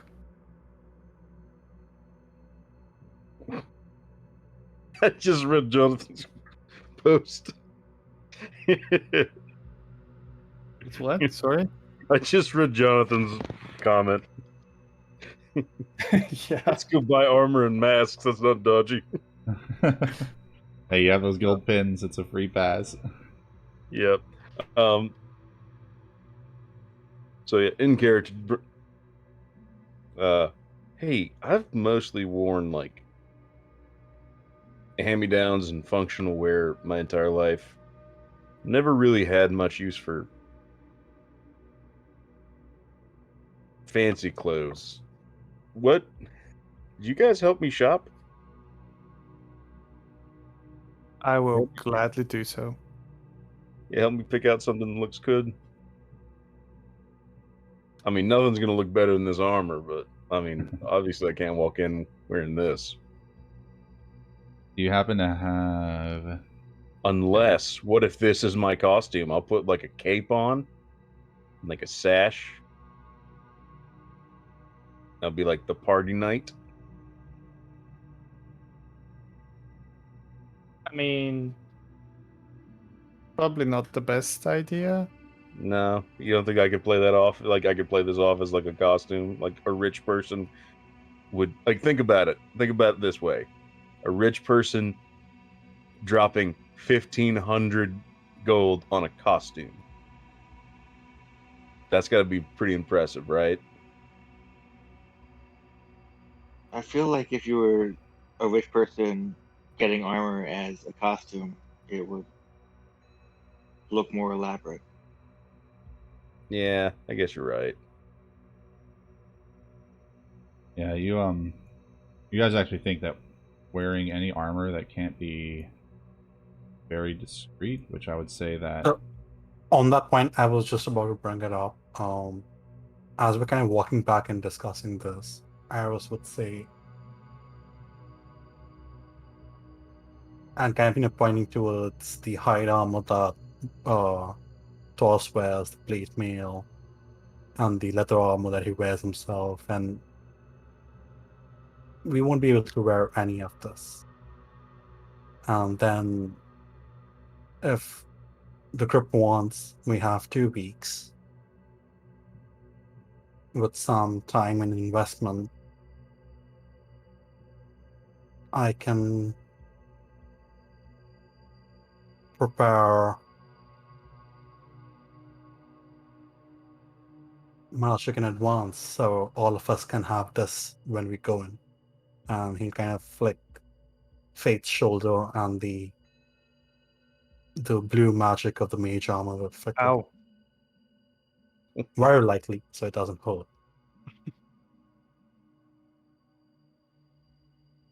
Yeah. I mean, I've got a spell that could maybe do something, like for me, but it only lasts a little bit. Mine will last 8 hours, majority That's of the day. better. Is that going to eat up all your magic though? That's why I said with time and investment, I could prepare it in advance. Hmm. We don't Essentially, expect to be fighting anyone, do we?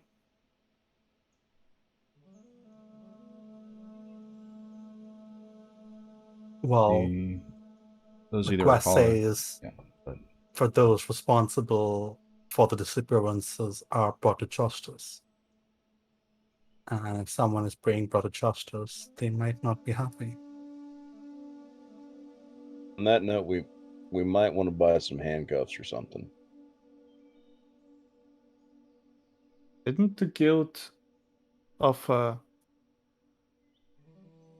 like a handcuff sort of item, magical Yeah, one? it's like float, makes them like float meanderingly. carry me to That justice, sounds Shackles. fun. Mm-hmm.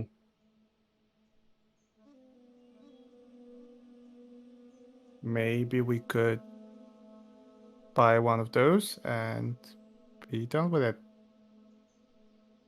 What do you we think, find, Toss? find the bad guy, we snap that on them. We're done. We don't need armor. Yeah, I mean, When you say investment, what do you like? How much do you think that's going to cost?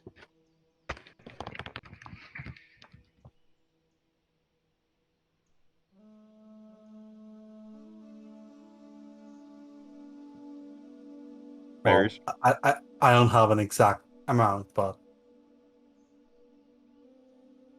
a typical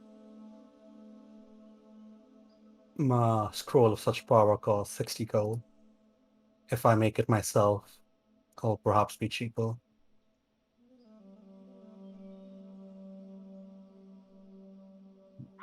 That's pretty penny.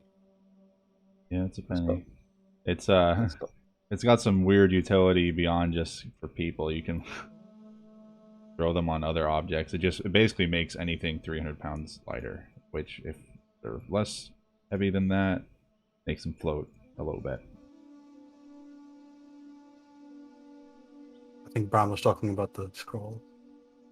Oh, sorry. I mean, I both. was focused on something else. 200 gold plus 60 times 6. Not Yeah, making a lot of money on that job. Yeah. Well, I mean, it's beyond like that you're wiring for. I pretty much don't care. Just thought I'd offer.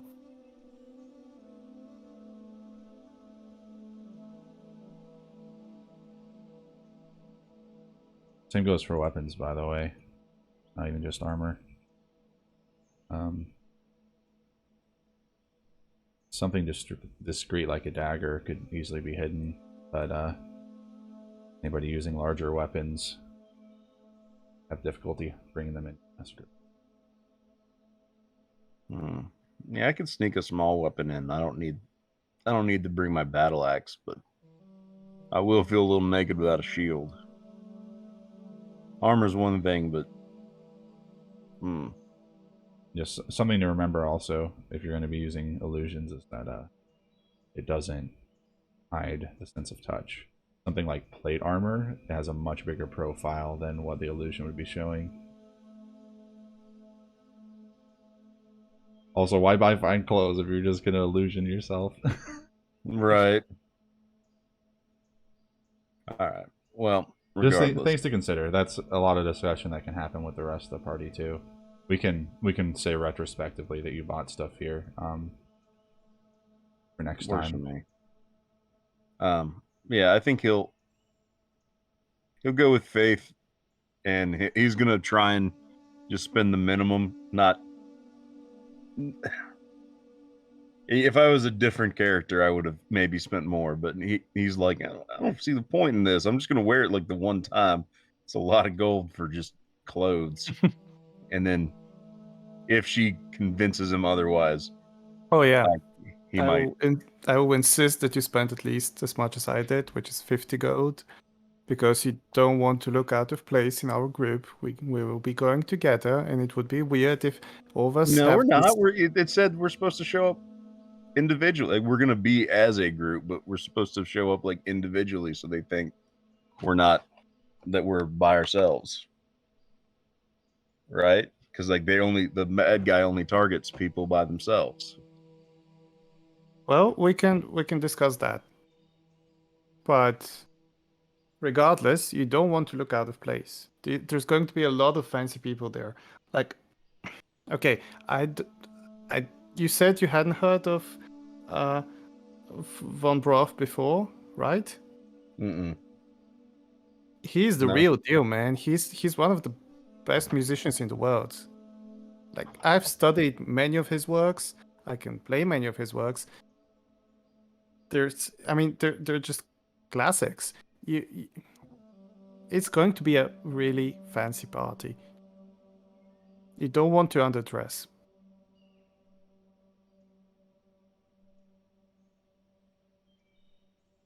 And look at it that way. If the killer is targeting people who are high society, then if you're not wearing good enough clothes, they would not target you, and then they wouldn't show themselves. All right, I'll spend a little bit more, and he'll spend 30 gold. Like he'll double his initial investment. Yeah, I was talking about 30 or 15 gold increments, but you can say any gold amount you want. It's just kind of that's the baseline I'm going to use. It's like a level 1 fancy clothes is 15 gold, and a level 2 fancy clothes is 30. And anything less than that is like a 1.5. I'm just using that as the rubric.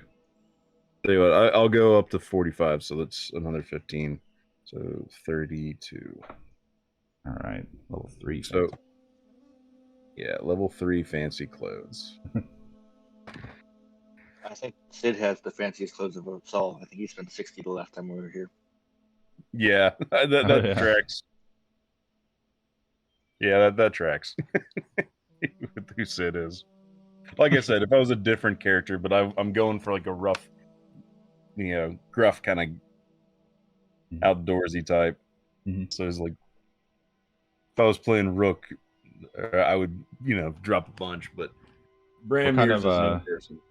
What kind of style are you going for? Are you just going for like suit tuxedo type thing, or are you going for maybe like more of a something more flamboyant, or maybe something like more conservative, even like a almost like a military styled uniform? It's not technically a military uniform, but with sturdy shoulders or something like that. There's a lot of styles you could go for. Or do you even care? Do you just throw money and say, "Give me something"? I guess Faith is helping you, isn't she? Yeah, I think as he gets the different outfits, he's trying on all these different things, and he's getting a little flustered about the whole situation. I think he'll finally spot an outfit that he kind of likes, and it's like this very classic style, but very well made, like 3-piece olive green suit with like a gray silk shirt with like different like gray silver filigree all over it, edging along the designs, and that's what he's going to go for. So something a little conservative, but on inspection being very nice. Yeah. My material is just a conservative appearance. What is Airhis' direction with this?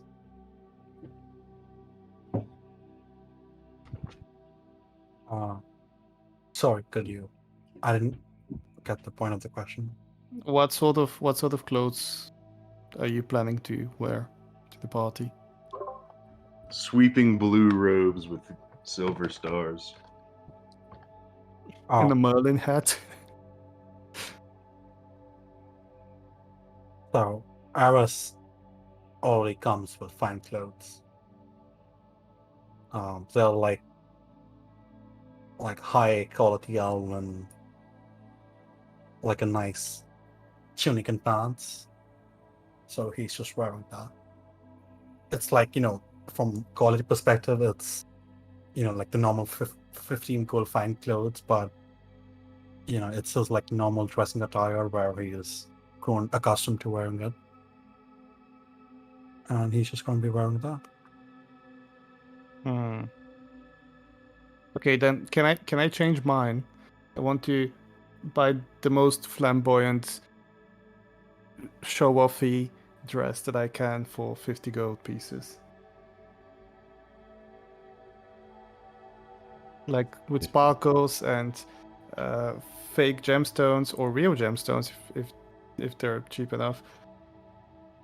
Just Yeah, with attract that as kind of much attention money, so as I yeah, can. gemstones are quite expensive, but with that kind of money, you could probably have like some like very small embellishments of gemstone. Oh, just as long as it sparkles and Yeah. attracts the maximum amount of attention. I gotcha. Yeah, it's yeah, you get something very sparkly and fancy, and probably a lot of like embroidery as well on it. Cool. I don't want it to be pretty necessarily, just very visible. Mm-hmm. Oh yeah, it's visible. It's bedazzled. Good.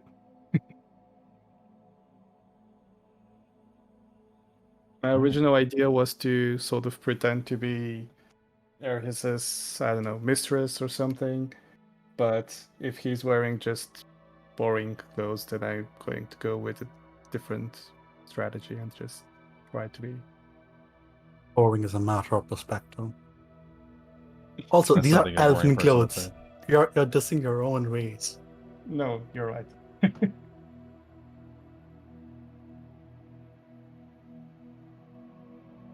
All right. Well,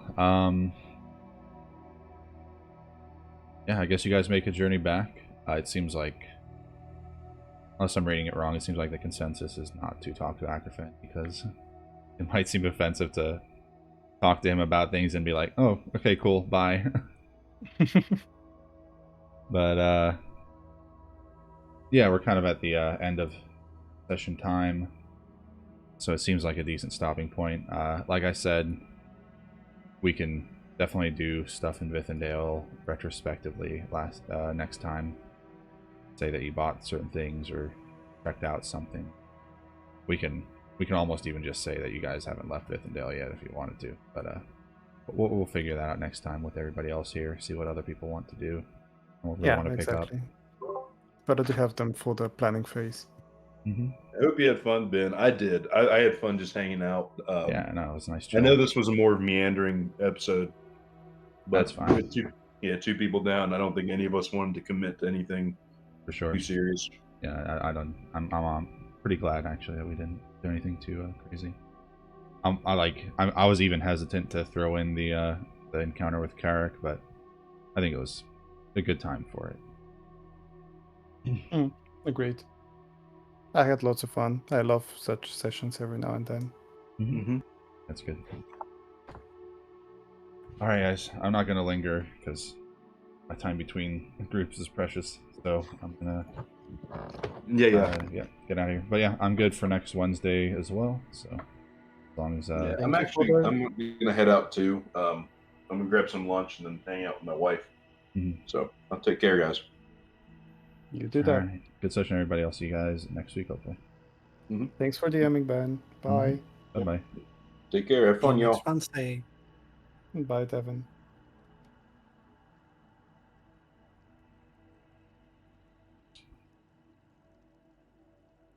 Bye.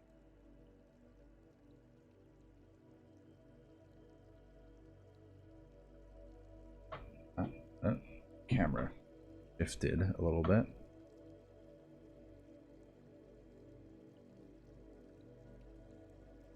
let's go to the new screen. New screen. New screen. Yes, artwork. Alright, well. It was a chill session. That's a little good world building, character interaction, that kind of stuff. But yeah, had 2 players basically. 4 out of 6. I'm willing to go ahead with some big stuff with 5 out of 6, but 4 out of 6. Too few. That was good. Good chill session. Alright. Thanks for watching, if you're watching the VOD. And yeah. We'll be back at it next week, when hopefully we'll be doing the Murderous Masquerade. It'll be good fun. I really like that quest. Yeah, hoping it'll go well. I think it's a lot of fun. Alright, everybody. This is me signing out. I'll see you guys next week, Wednesday at the same time, 10:30 Eastern in the morning. Bye.